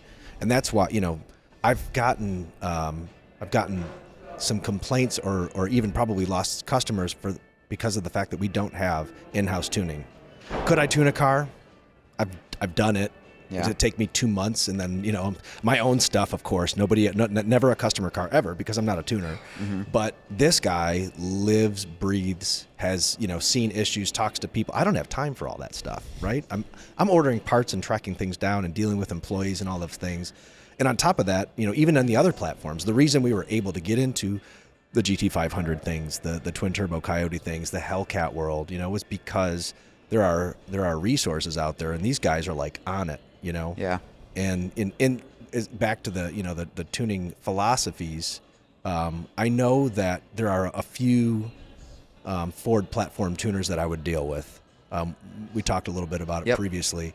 On the Hellcat side, from what I understand, as long as you can copy somebody's transmission calibration, I mean, I've heard more than one story of some bigger name tuners out there. They usually are a flash in the pan and they come and they go because of this, but they were a customer of a really good tuner and they started looking at some of the things they're doing, and you can kind of do the same combo over and over, jam some shit in there and set it off there, and it'll correct fuel, it'll do all kinds of crazy stuff. So they call themselves tuners, and that's big in the Ford world. It's big in the Hellcat world too. Well, but the Drifting on me. The Hellcats widebands are not. It's too long of a subject, but they're not good. They're very. I think they're like 1 volt based. I could be wrong. That's why it's a flash in the pan situation, right? Because they'll rely on, like, a Coyote wideband is really good. It's real good, right? So a lot of these Coyote tuners, they only have to get it pretty close. Yep. And it's going to take over, and it'll live for quite a while because it's a really good platform. The Hellcat stuff's a good platform, but they have a really crappy wideband. But people try to tune them like the Ford stuff, where you're like, oh, this is close enough. Well, that wideband's not going to always target properly, and you lose a motor. But I guess the GM stuff, we don't have that advantage, so we have to really dial that stuff in. It takes a lot longer. You get 20 revisions on some, or more. I mean, on these big power cars. That's another thing. I get customers, they're like, well, so-and-so tuned my car in 3 revisions. I'm like, good luck. Okay. Yeah. Good luck on a hot or a cold day. I'm not doing that. No. I care more than that. If you think that's because he's a better tuner, okay. That just tells me that he doesn't give a shit. Because could I tune a car? I could put a file in a car, and you would believe that it was perfect. But I'm looking at it like, I know there's so much I want to make better. And I'll spend 20, 30 revisions if we have to. I'll tell him, Justin, like, we made the number. Don't worry about it. And he's like, no, there's this thing. There's this whatever. Because it needs to be perfect if we want it to live. It's all about trying to keep your name. A lot of people are like, oh, Justin puts these cars on edge. I don't. No. Like, there is so much more that I don't put in, and it's not because I'm trying to hold anybody back. It's because I know I do a lot of testing with knock monitors and things like that behind the scenes to make sure that I know my models and my torque, my spark tables, my knock tables, all of that's really well dialed in for the majority, because you got to know fuel around the world is not the same either. Yeah. So you got to know that. Especially California. I went as far as bought 5 gallons of fuel from the UAE just to test it in a car. I bought fuel from New Zealand. I bought fuel from Germany. What's fuel like on Epstein Island? It's not great because there's no ethanol. That's really rude. Anyways, I'm sorry, but a lot of people, I deal with a lot of shops that were tuners, and they stopped tuning because they wanted to focus on their stuff. And then I just do it. They claim it as theirs. I really don't care. They pay. It doesn't bother me. But a lot of people try to talk bad about shops that do that. But why? Like that they don't have in-house tuning? Use your resources. Right. When I do like a car, I just had a guy try to give me shit. I have a guy, when I do a car that has a Holly, I have a guy, Dylan Merkel, that looks over my Super Holly smart. stuff. Yep. And they're like, why would you do that? Well, you're paying the same price. You've got 2 guys now. Yep. You got 2 guys looking at this, 2 guys making sure it's right. That's his expertise level. My expertise level's here. You have 2 experts on 1 car for the same price. Yep. But some guy's like, he uses somebody else to look at his Holly stuff. And everybody was like, are you complaining about that? Yeah. You're mad because he wants to make sure your car's right? Just people don't understand, man. That's where the argument's at, though. These shops, I think most shops, an in-house tuner, it works. And it's efficient. It helps. But if they really wanted the best, I think working with having a tuner that can do that's that platform specific, I see 100 times more than an in-house tuner will see. The other thing to that point is I get the, remote tuners can't ever knock it. They can't hit the tune exactly. And man, that's not true. If you have somebody who's competent on the other end saying, hey man, I'm feeling this here, I'm seeing this here, able to relay that information, it gets taken care of. That's why the shop stuff works so well. Yeah. So if I'm tuning with a shop a bunch of stuff, like let's say in Detroit, in Chicago, I deal with a shop, BC Speed. And the guy, John, there, I tuned for them for probably 4 or 5 years. About year 3, he was like, man, I'm really interested in this tuning stuff. So I'll teach him. I'm not a great teacher, but, I kind of helped him. And now he'll tune the Gen 3s and the Gen 4s and he does a very good job. He sends it to me. Hey, man, what do you think? Okay, this is good. This is good. Do this. Gen 5s, I'll tune for them. But if shops did that, you get the giant knowledge base that I have, and you're just paying for the tune. And then they're going to mark it up anyways, so they're going to make their money. They're not going to have to deal with the headache. And then they have somebody that can see, that everything that's going on everywhere and kind of apply that. And as a shop owner on my side, if I'm driving a customer car, we're trying to get all buttoned up and dialed in and ready to go, and I'm driving it into work, and I'm like, man, I just felt that. All I have to do is send that log to Justin, send him an email, worst case a phone call, and he's on it. And I can go back to doing what I'm doing. Yeah. That car gets done right. He does his revision. I drive it again. In between, it's just, not only are you going to get a better product at the end of the day using somebody that that knows what they're doing, but also it's way more productive for a shop owner. Yep. So that sounds perfect. What happens when you have somebody calling you for the first time to do a remote tune and they don't know what to look for or feel? Like, what does that conversation look like? So I missed it, but what I was getting at is, so when I start tuning for a shop, at about 5 tunes, I'll set up a trip time. I'll go to them. No shit. So I go to them. I explain what I'm looking for. This is what I want. I want spark plugs. I want these. I want this. I want this. This is what I want you to check before. If you want to charge them a prelim inspection, do that. And I'll prep the customer ahead of time. Hey, go to this shop. They're going to inspect the car. They're going to do the tune, and it works. But yeah, I'll usually go visit the shop. That's the advantage I have of being able to travel. This is like a new shop you're working with. Right. Okay. And sometimes they'll get, they're like, man, I've got like 8 or 9 cars to do. So I'll just fly in and I'll go tune the cars on site. So what does that education look like? Like, do you sit down with them and you're like, all right, well, here's what you want to be feeling in this instance, or because we'll go drive the cars together. Okay. And I'll be like, look, once I get it to where the shifts are real clean, hey, come ride with me. Okay. Do you feel this, this, and this? This is how a shift is supposed to feel. Okay. This is how a shift shouldn't feel. Okay. Now you drive, and they'll drive it. And once they've driven it a couple times, as they're tuning these cars, they know what they're supposed to feel like. And if something doesn't feel right, even if they can't explain it to me, because people are like, oh, that was wonky. I'm like, bro, I don't know what that means. Is that the medical term? But they'll know what it's supposed to feel like. After we do so many cars, you kind of, like when I get in a car, I'm like, oh, that shock's bad. Mm-hmm. And people are like, what? I'm like, I'm in too many of these. You got something going on back there. But that's how the shops will get. Mm-hmm. They'll feel it. You get in that rhythm, and it's, again, arguably way better because they know what they need to feel. Yeah, Justin he'll look at a log that I'll send over and he'll say, man, didn't you feel that? And I'm like, man, feel what? Oh yeah, look at, XYZ, and it's in the log. And then he'll call me a dummy or whatever. But then I learned something, because then I know I know how that felt. I know exactly what he's talking about now, but I just didn't know about it previously. Yeah. And is it picking the fly shit out of the pepper? For sure, dude, or the other way around. But at the same time, that's how you get a superior product, for sure. Well, that's the other thing that I always try to tell people. It's like, if you think about it, my background is GM diagnostic, right? That's what I did for GM. So I'm used to looking at data streams and finding the issue. That's what remote tuning is. Mm-hmm. And a lot of people don't remote tune, and that's just because that's not their aspect, right? But I'm looking at 200 channels or more.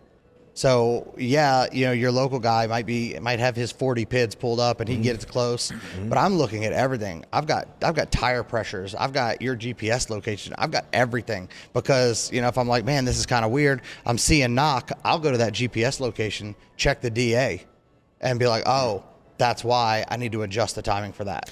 Yeah. Like, that's how intense we can get into this tuning, that arguably a guy that's going to run it on the dyno and hand you the keys, there's no way you can convince me that's better. And speaking of like having somebody else look over your tune, there are, if you have an in-house tuner, you have one guy and he's just tuning the car.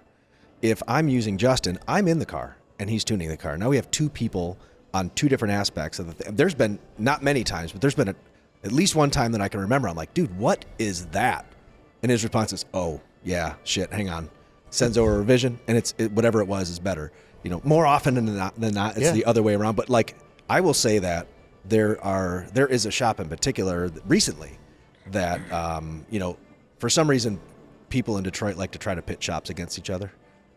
It doesn't really work, but anyway, there was a local shop that had some stuff in a tune that, man, Justin called me and he was like, hey, you know, what do you know about the, you know, this deal and these people? And I'm like, man, good people most of the time do a really good job. He's like, you know, should I reach out and have a talk with them? You know, is it someone we should help out? I said, absolutely. And he did exactly that. And like, I think it, you know, that saved a customer some parts. And I'm again, it saved the relationship that the customer had with the shop, because the customer was mad at the shop. You know, obviously they thought that the shop was killing their transmission and this and that. And I was able to make a call to him. Hey man, you know, because my first thing, a lot of tuners, they'll get in there, they want to bash it. And I'm guilty of it. I used to do it, but I've learned, hey man, maybe he had an off day. So instead of butchering this guy, give me a day. And the customer was like, okay, no problem. I talked to Ed. I talked to the guy. The guy was very responsive. He's like, man, you know, I think that is a mistake I made. He's like, I'm willing to stand behind it. If I need to buy a transmission, I will. And to me, I was like, that's amazing. And he's like, what made you call me? I was like, because I think more people should do this. I think, you know, you don't have to always crucify the tuner. And yes, they make mistakes. I make mistakes. It happens. If it costs something, I will make sure it's taken care of, as this guy was going to do. And then I was able to relay to the customer, hey, I spoke to him. Yes, he did make a mistake. If it did hurt the trans, he's willing to stand behind it. Let's move forward. And we made the trans work. Eventually, he did have a failure down the road, and the customer is going to bring it to them, get the trans built, have it handled, and I'll retune the car. But that salvaged a relationship, built me a relationship with this shop. If he ever needs anything, I'll always answer the phone for him. Yeah. You know, and if more people did that instead of just trying to bash everybody online, there's more than enough work out here. There's way more than enough work. Yeah, if you go to a shop, you know, and you've had previous modifications, and all that shop wants to do is absolutely tear a previous shop apart. Sometimes there's nothing else you can do because there's just negligence. But yeah, if it's a kind of a red flag if you're getting a bunch of trash talk about what other people are doing. Well, let's not pretend that there's not some shit shops out there too, right? Absolutely. There's tons of that. And had I thought that was intentional, right, and had I called him and he'd tell me, you don't know what the hell you're talking about, that would have taken a south turn. But that showed me that guy was willing to listen and be open and be receptive. You know, and to that same point, though, you know, what sometimes customers forget to talk about is the fact that the car's been to 3 shops after that shop, or it's been 2 years since, and the corner mechanic did some work to it, or they did their own stuff in the garage. I've seen a lot of that as well. You know, they'll say, hey, this was built at XYZ shop, and we pop the hood, and I'm like, no, it was not. None of that was done by XYZ. No way. I've gotten a car that came to me that they were like, oh, it's fresh out of vet lab, and I'm like, not a chance. Like, I'm looking over the build, and not a chance. I send pictures to Ed, and Ed's like, you know, I didn't do that. I'm like, I know, but he didn't mention that it had been to multiple other people like touching it. So there is instances, and there's instances, like I said, with the power wiring and just the setup in general. Like, if they're messing it up, I'll still call them and be like, hey man, you know, you put 4 nozzles of meth on here, but you never check the pressure. You should probably do that. And it helped. They changed their ways. Cool. I don't always get that reception. I get it a lot more now because people know that obviously I have a pretty good understanding of what I'm doing, and I'm calling you to try to help us both. But sometimes it goes negative. They're like, oh, you're wrong, blah, blah, blah, and they want to talk shit back. Whatever. I don't care. I'll talk shit back. But I don't think it's going to help anything. I don't think it's going to benefit anybody. So. What's the hardest part about what you do? Getting things tuned efficiently fast enough to keep people happy. What's fast enough? To me, I think if we can tune a car for a customer on his own time within a few days or a week. Wow. I mean, yes, we can knock it out in an hour, but again, arguably, if they're going to drive this thing to work every day and they can send me a log on the way to work, and then I can get them an update and they send me a log on their way home, you're going to get a much better product than if we tried to hammer something out in an hour. So I do that. I can do the tune within a couple hours, but I usually try to get people to kind of let's go over time. You know, I've got some cars that I've tuned on for over a year, and it's just little revisions every now and then, and you can always find new stuff. Mine took me 2 months, and there's 90 emails back and forth. We had issues, and then also when you're street tuning, you can't, like, some days it was raining, I can't go out and do a pull to 7,500 RPMs when it's raining. Or if it's during 5 o'clock and there's traffic and shit, then I shouldn't be out there doing that shit either. So, But you stuck with them. absolutely. That's the issue. Yeah. Is a lot of these guys, I do get people that are like, oh, well, so-and-so did it in 3 revisions. And like, I'll be tuning with them for like 2 weeks, and we're really close. But, like, I'm the picky bitch, and I want to keep going. For sure. And they'll take it to somebody else, and somebody else will just, like, maybe add some fuel and be like, yeah, I retuned it. Charge him full price. He's like, well, he did it in 2 revisions. I'm like, And if that's you feel better about that, no problem. That's another thing is like, oh yeah, so and so tuned my car. How many tuners has it? How many of your friends with HB tuners has messed with it since then? Right? It's like there's a lot of that out there too. Luckily, HB Tuners logs every time somebody makes a change. Yep. If you set that up, then I've had that. I've gotten a file back and I've checked it and I've been like, so what'd you change? What do you mean? I'm like, you flashed it 3 times. What are you flashing in it? I mean, I get that, but people's copying tunes is mind blowing. I put a I'd say a code, but basically certain numbers in certain places based on where you live now. Oh, really? And and that way when it pops up, I know where it came from. I know who was sharing my files, and then I cut them off. Now we have an NDA to fix that, so we can actually take further action. But that's a big problem. And the issue is they'll get it. There was a shop I tuned a CTSV for, and then he became known as the CTSV guy in that area. And he was flashing that same file in cars, and he was successful for about 6 months until people started coming to me to try to fix their tune. And I pull it up, and I'm like, that looks really familiar. And then I look at the code, and I'm like, okay, I did 1 car for that shop. It was this year. That's that file. And I called him. He's like, oh, I didn't even know that was an issue. I'm like, come on, man. Right. But you can't flash the same year file in different years. Because, again, the tables may look the same, but things are different. Yeah. I'm the 2014 CTSV specialist. Come to me only if you have this Right, year. right. With this VIN code and this ECU number. I get the people, they're like, oh, well, you run a special tune in your car. Bro, you pay for a tune. You can come pull it out yourself. Yeah. You can have it. I don't care. But, it's not that we run anything special for anybody. It's just, every car's a little different. Everything needs a little bit different. And arguably, my tune is trash for my car because I don't care. It goes fast, and then I drive it every now and then. Yeah. But what I want to put into a customer's car is you could have the same mods, and I'll have 100 different changes between the 2 cars. Most tuners, you can see their files are like the same thing in every car, and they're just close enough. Had we had wide bands, it would be way worse. So I always get worried about when I've started tuning what gas is in my car when I start. I try to not have.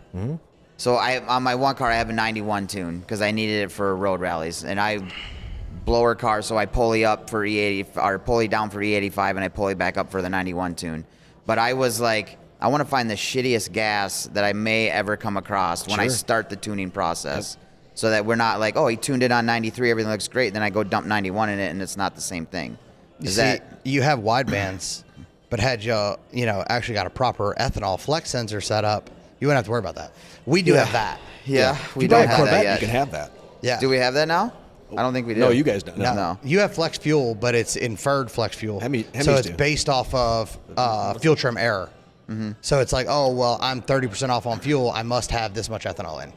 Where we have an actual sensor that measures the lack of petrol going through the tube. So it's way more accurate. I've heard this is coming, but I have not seen anything Well, yet. we've had it since 1998. So In a Tahoe. get with the times, sir. All right. So you know how much ethanol is going in that cute little cam? It doesn't matter. Yeah. Because it'll adjust for it. Yeah.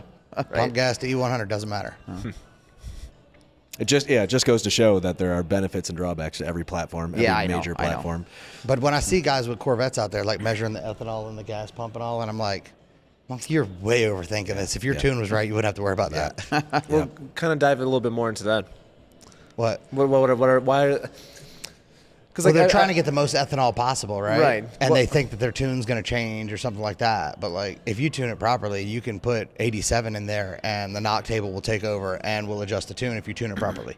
I've seen shop owners say, like, if I ever see you with one of these stupid tubes, like The tunes work. Right. And if you're trying to, like I usually run, again, because I try to keep mine on more of a customer basis, I run like E65, whatever comes out of the gas pump. I make what I make on that fuel. But I could run pretty much whatever fuel I want. But what I've tested, E50 is where most of your gains are at.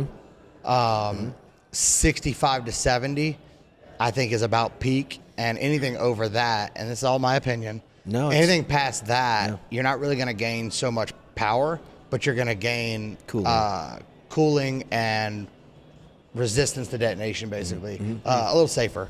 So, like, if I run a car on E85 a lot, for street driving, things like that, if we go to the half mile, we run a drum fuel because we want to make sure we don't have any of the 87 or whatever they put in that mix.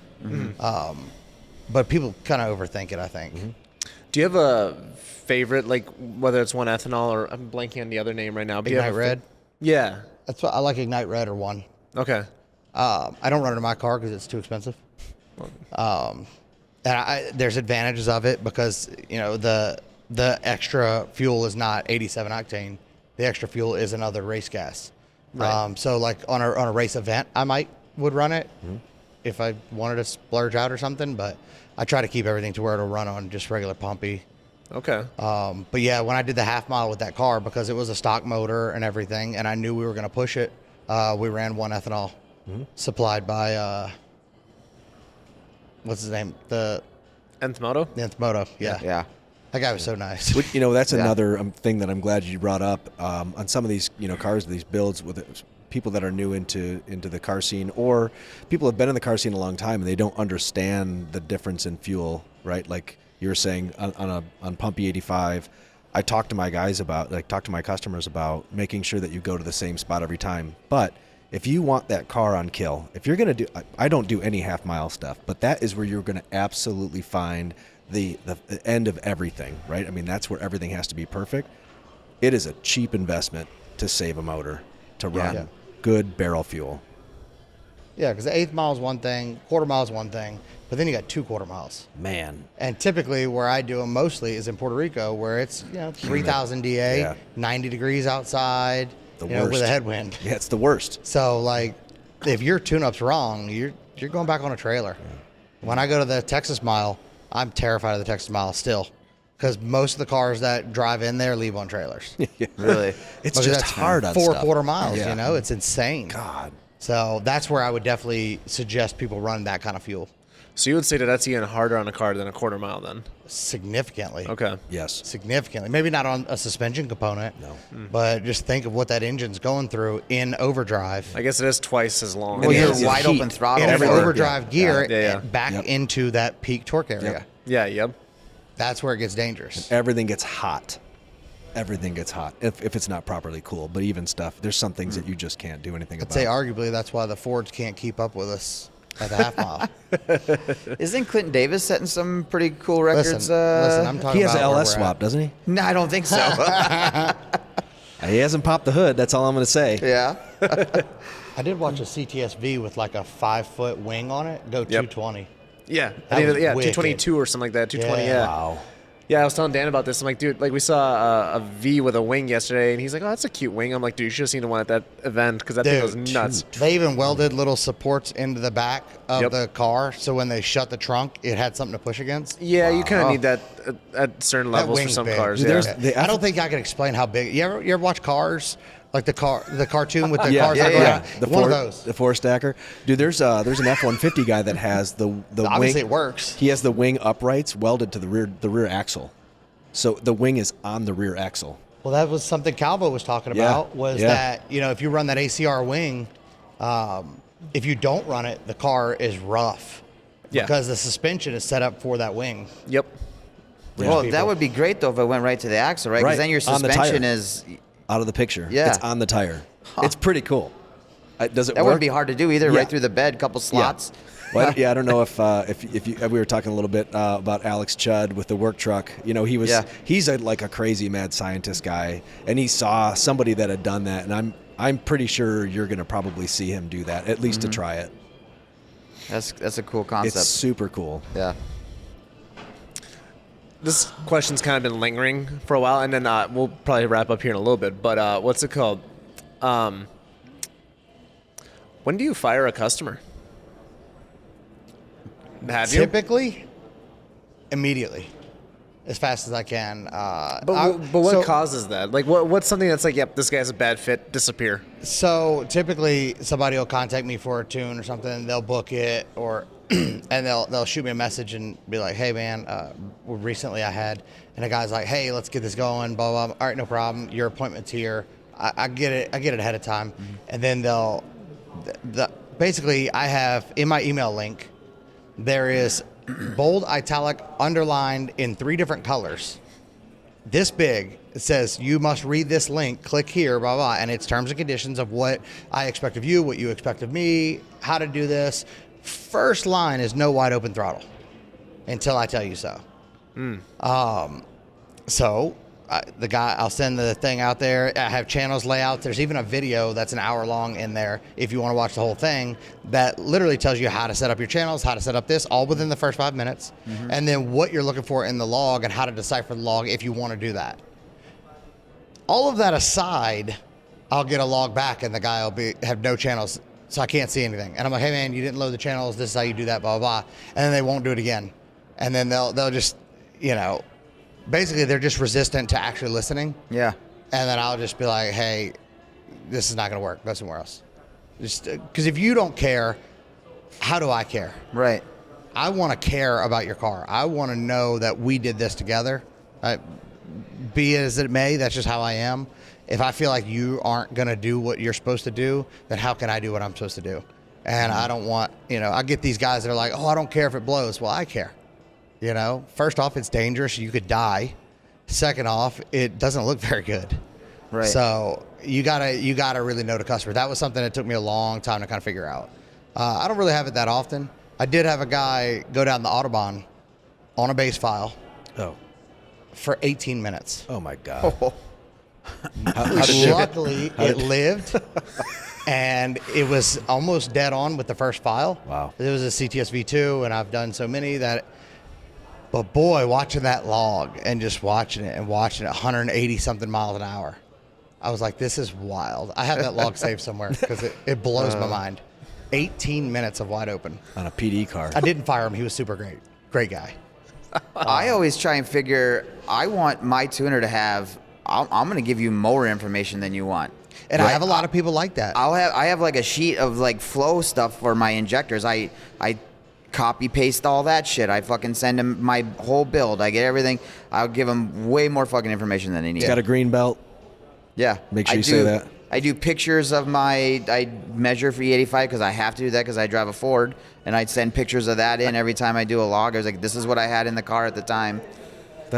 Yeah, literally, it's like a Corvette away from never having to do that again. Yeah. Well, you can get, I put sensors in Ford cars a lot. Yeah, the big tuners won't do it. Yeah, like I like that, and it uses the Continental sensor that GM but the big uses. tuners won't allow it. Why? I You can don't know. log it. You can get a sensor that just tells you the E content. Yeah. And then that's just so you don't But have they to do the won't tune them plastic. on flex because it's inferred and it's dangerous. Yeah, I don't think I would definitely not use it for any kind of flex setup. But like I like to know, like when we were doing, It's selectable maps is what it is then. So you can go based on your E content or pump gas, and then you switch back and well, forth. back when they we had do that when they had that N gauge, We do one map and it just does it all.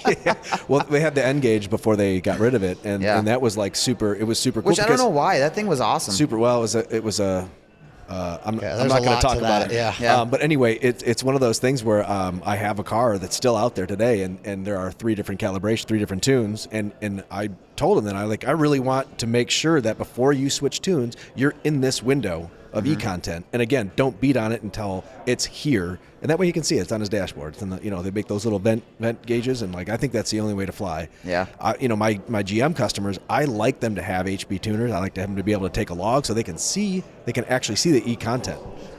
The other benefit of that, and I try to tell this to customers, is like if you feel something weird in your car, right?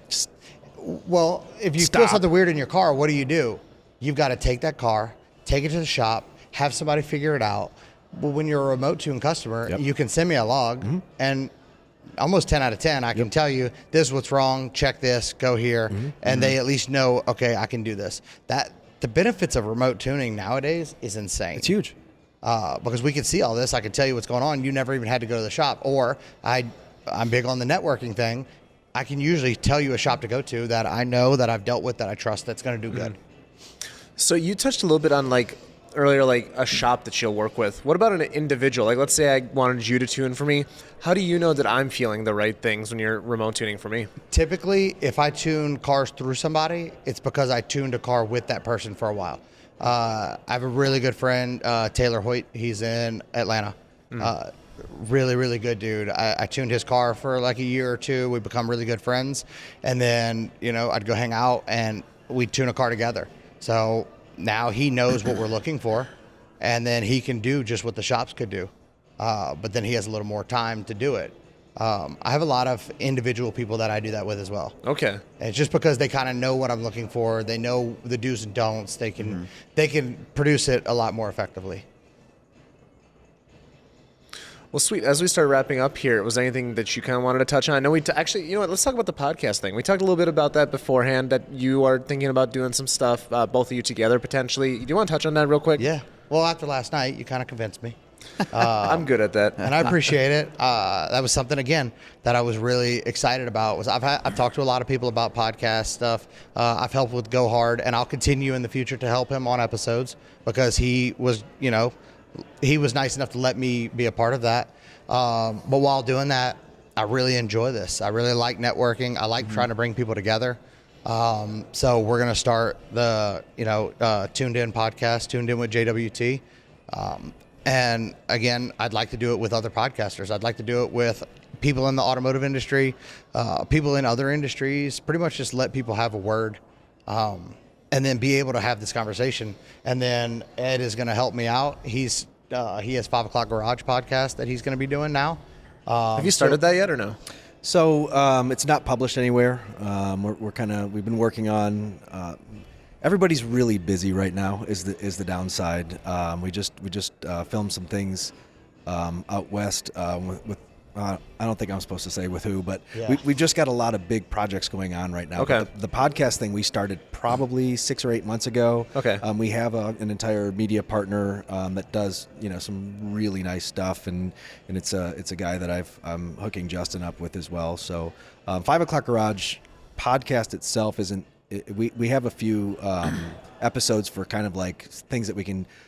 Show people for sponsorships and whatnot to try to get a little bit of funding behind it as well. But from what I understand, our media guy was doing a lot with the election, so that took up a lot of time. Now that's over, he'll be able to dedicate more time to the podcast. But some of the the Go Hard podcast, I think is super cool.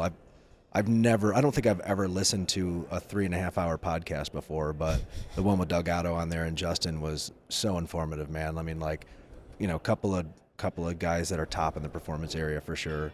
And I get to hear Justin's take on a lot of things, but Chris is someone that I almost dealt with in the past. It's funny. I'm going to go off on a tangent here real quick. It's funny. I had a car tied down and ready to go 5-6 years ago, that Doug Otto was supposed to tune, and he backed out last minute. And I was mad at him, for a long time. But in that podcast, he explained exactly why he didn't want to tune that combo anymore, and it's because he couldn't get it right. He never told me that. I think it was because he didn't want to throw the standalone company that we had in that car under the bus. But anyway, so so as far as the podcast thing goes, I think that Go Hard has its niche for sure. Justin digs into the details of the performance world a lot more. And then the 5 O'Clock Garage podcast is kind of automotive in general. I mean, 5 O'Clock Garage is a shop where we do everything. We're kind of blending in performance into vinyl graphics, custom builds. It's kind of we just acquired a 35,000 square foot former roller skating rink in Michigan. So we're kind of turning that into our studio, if you will, to do probably more build videos, probably more media, that type of thing. Okay. We're getting out of the customer pay performance car builds into more influencer builds, more brand builds, stuff that both Matt Zerbrick, who's actually the lead on 5 O'Clock Garage, and myself have been getting into a lot more. He's done a lot more with the OEMs and whatnot. So, some of what we talked about today, as far as firing customers, as far as people not being educated on modifying their car, is pushing me out of that out of that customer pay area and into, I want to do this and I want to have fun. I love cars. I love making stuff fast. But so that said, it's like 5 O'Clock Garage is more broad. We do Jeep things. We do off-road things. We do road course things. A lot. We have different guys in different areas that, that we talk about. But you're drifting on me, by the way. What's that? Oh, there you go. But just a tip. Yeah, exactly. But as far as the American muscle performance side of things, Justin's, that he's the guy for sure. So we're going to kind of try to mesh these two together, where he has his thing and we have our thing, but we're doing 100%. Right. I mean, you guys can collaborate in all the right ways. Like we talked about this last night. Between blacking in and out. Between consciousness, we call that long blinks. Yeah, but rising tides, they lift all boats. And at the end of the day, you said, we can interview the same person, all 4 of us or whatever, and it'll be different conversations. For the most part, there'd be some crossover, but not much. Because everybody has their own way of getting the information that they're trying to get. My information is one thing I've noticed when I was doing the podcast is the people that would reach out to me and be like, man, I really appreciate what you did for our business. I'm like, no, dude, I just told your story and you did. Well, people exactly. just needed to know that. It's not about you as the interviewer. It has nothing to do with me. I'm just there because I can answer the questions on a level that a lot of people can't. I know the information that the customers are looking for because I'll still obviously be full-time tuning because this won't take a lot of the time away. If you do it right, yeah. Right. But I know what people are kind of looking for, and I'd like to reach a lot more people to let them know these issues that we're having and how to go about it and how to fix this and how to do that or what these guys are actually doing that people don't even know anything about. But I've noticed with doing that podcast, a lot of people, they're like, man, thank you. The Brian Tooley episode we did, they're like, man, I can't believe the amount of knowledge y'all dropped on that episode. A lot of people would gatekeep that stuff, and arguably Brian might have gatekept that for a long time. But he was able to open up and talk about it on a level. If you ask too, right? I know what to ask. Yeah. And he was comfortable because he knows that, my whole goal is to paint you in the best light or the proper light. I mean, if you're a bad person, I probably wouldn't have you on there anyways. Yeah, but that too. But typically there's a lot of these guys that are doing some really cool stuff that nobody really knows. The other thing that I'm going to do that I think is a little different, I want to go to these different countries that I tune in and showcase some of that. I mean, those Australians are wild. Real wild. And you kind of get glimpses of it, but you don't actually see how they started, where they come from, and what they've dealt with. A lot of these countries have some crazy regulations you don't know about that you've got to deal with, and things coming through. I actually had to talk to the government in the UAE to explain why a methanol kit was safe. And we got it approved. How'd that conversation You have to go? approve your mods in a certain country out there, which I thought was wild. Yeah, I know. It was super crazy. Yeah. But what I'm saying is there's so much out there that a lot of people don't have the unique advantage of. I can go out there and tune some cars, which would cover my travel. And then I can do an interview and let everybody kind of see what's going on because I've been to some crazy places and I would love to have shared it with people, but I didn't know that anybody would be interested in watching it or that I would even be interested in doing this until I just started doing it. I'm excited for you, man. Like I told you, I send my list of everything that it takes to run this, and some people take me up on it, and I'll send them the entire list. Like, here's what it's going to cost. Here's the cheaper version. Here's the more expensive version. Here's my next upgrade I'm planning in the next year. I'll give you all that. You just got to ask, right? Yeah. Same thing with, in your space. You are happy to teach someone. They just got to ask. Right. So I think, I'm telling you, man, just start this week. I think the smarter we are all together, Yeah. the better we're going to be. Same thing I tell customers. Yeah. I will walk you through everything in that log. I will tell you what I'm doing as I'm making. I have certain guys that they don't know what I'm talking about, but they're like, man, I just want to know. And I'm like, I understand you may not understand it, but the fact that you want to know, I'll take my time to do that. The same thing with the podcast. As I learn the podcast stuff, if there's something I learn, I don't mind putting it out there and helping people. And the fact that you were so open about it really kind of I told you everything. Really kind of pushed me to okay, let's do this. Super cool. We really appreciate it. Was first of all, when I got to the hotel last night, my head was pounding, and I was like, all right. Did you use Elvis's toilet? I did, yes. I did actually. too. Which I don't know which one. There Not was the bidet. Did you use the bidet? no. I thought Did about you it use though. the ball washer? The spin washer? No. Was that not a drinking fountain? Ooh, missed the cue on that one. No, we really appreciate it. I'm glad I forced myself to go out. I had a blast. You guys just accepted us in like we were part of your little group, and we really appreciate that. Yeah. It was a really good Super time. cool meeting you guys for sure. It was a great time hanging Dude, out. I'm telling you, I know you're from Houston. Yeah, You everything's based- Detroit people are. I fucking love all you people out there. It's you people. It's been nothing but just nice, good energy from y'all. everyone. You got It's in. y'all. With, Y'all can quiet over there.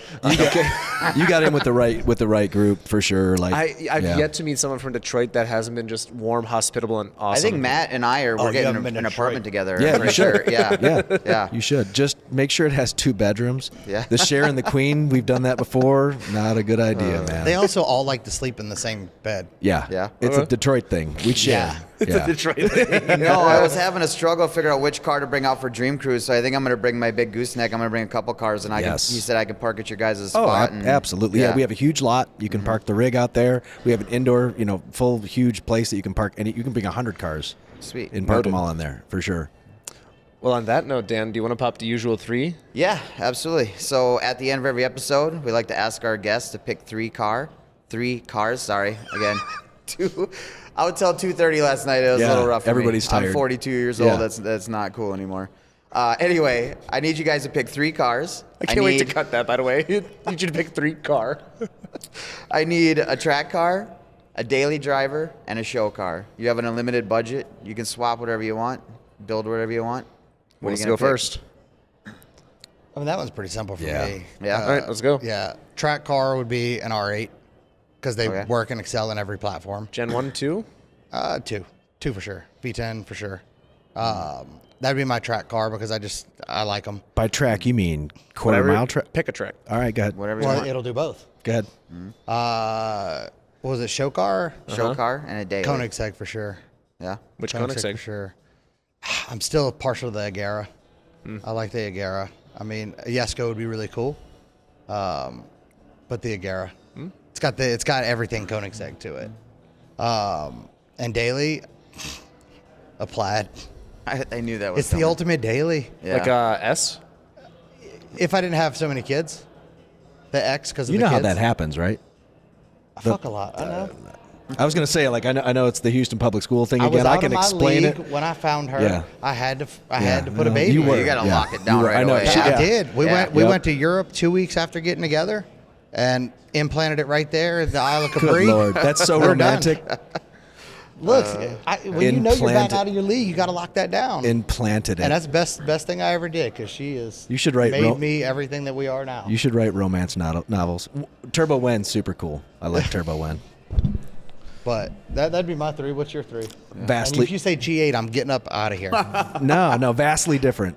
So track car, a C5 Corvette. That's an absolute bucket of shit. Road course. Like road course stuff. Yeah. Brian Tooley has a C5 that he road courses. And I want it He so- said it went yeah. faster than a C7. Yeah, I want a C5 because something that you could hit the wall. Like I did a simulator. FRC.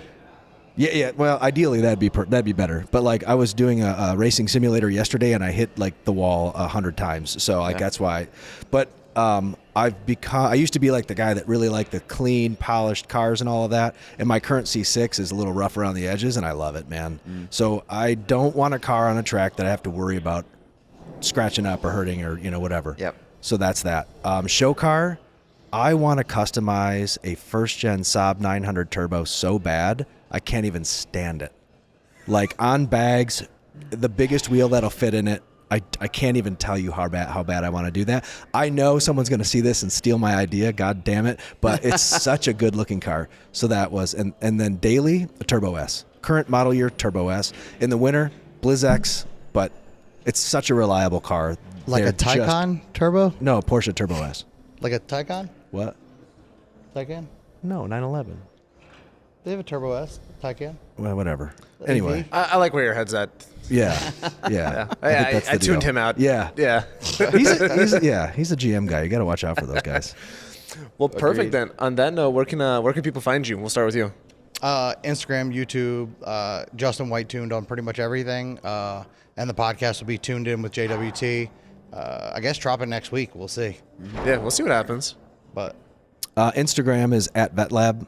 And I'm working on being that we were doing other platforms on TikTok. I've been working on Performance Lab Detroit, which is it's not yet a DBA, but will likely be soon. Right now, it's just you got 3 weeks before this airs, so yeah. Right now it's just a TikTok channel. So yeah. Okay. Well, perfect. Dan. You can find us at Gun It Garage with 2 N's. Hopefully, we're starting some snowmobile content here pretty quick, but we'll see. It's like a thing that goes on the snow. Yeah, it's 300 horsepower in a snowmobile. It weighs like 800 we pounds. take those and put them in 4-wheelers and put them in sand. Yeah. All right, whatever. That's fun too. Hey, what color is sand? Beige. Oh, imagine that. Jesus. You guys got sand dunes We do. in Michigan? It's And beige. what color is it? Beige. Beige. But there's pine trees all around it. There's palm trees all around. We have palm trees around it. Yeah. Well, perfect. On that note, Justin, thank you very much for coming on. Ed, Thanks you for as well. having me, guys. Yeah. Yeah, this was good. Dan, Yeah. thanks for existing, and we will see y'all next time. And by the time we hit the bottom of that escalator, you should have all your gear ordered. Not paid for, but Taking ordered. taking sponsorships. Yeah. All right, Yeah. cool. He's gonna take off with our gear. Yeah. Yeah, that's what I'm See trying y'all to go next for. time.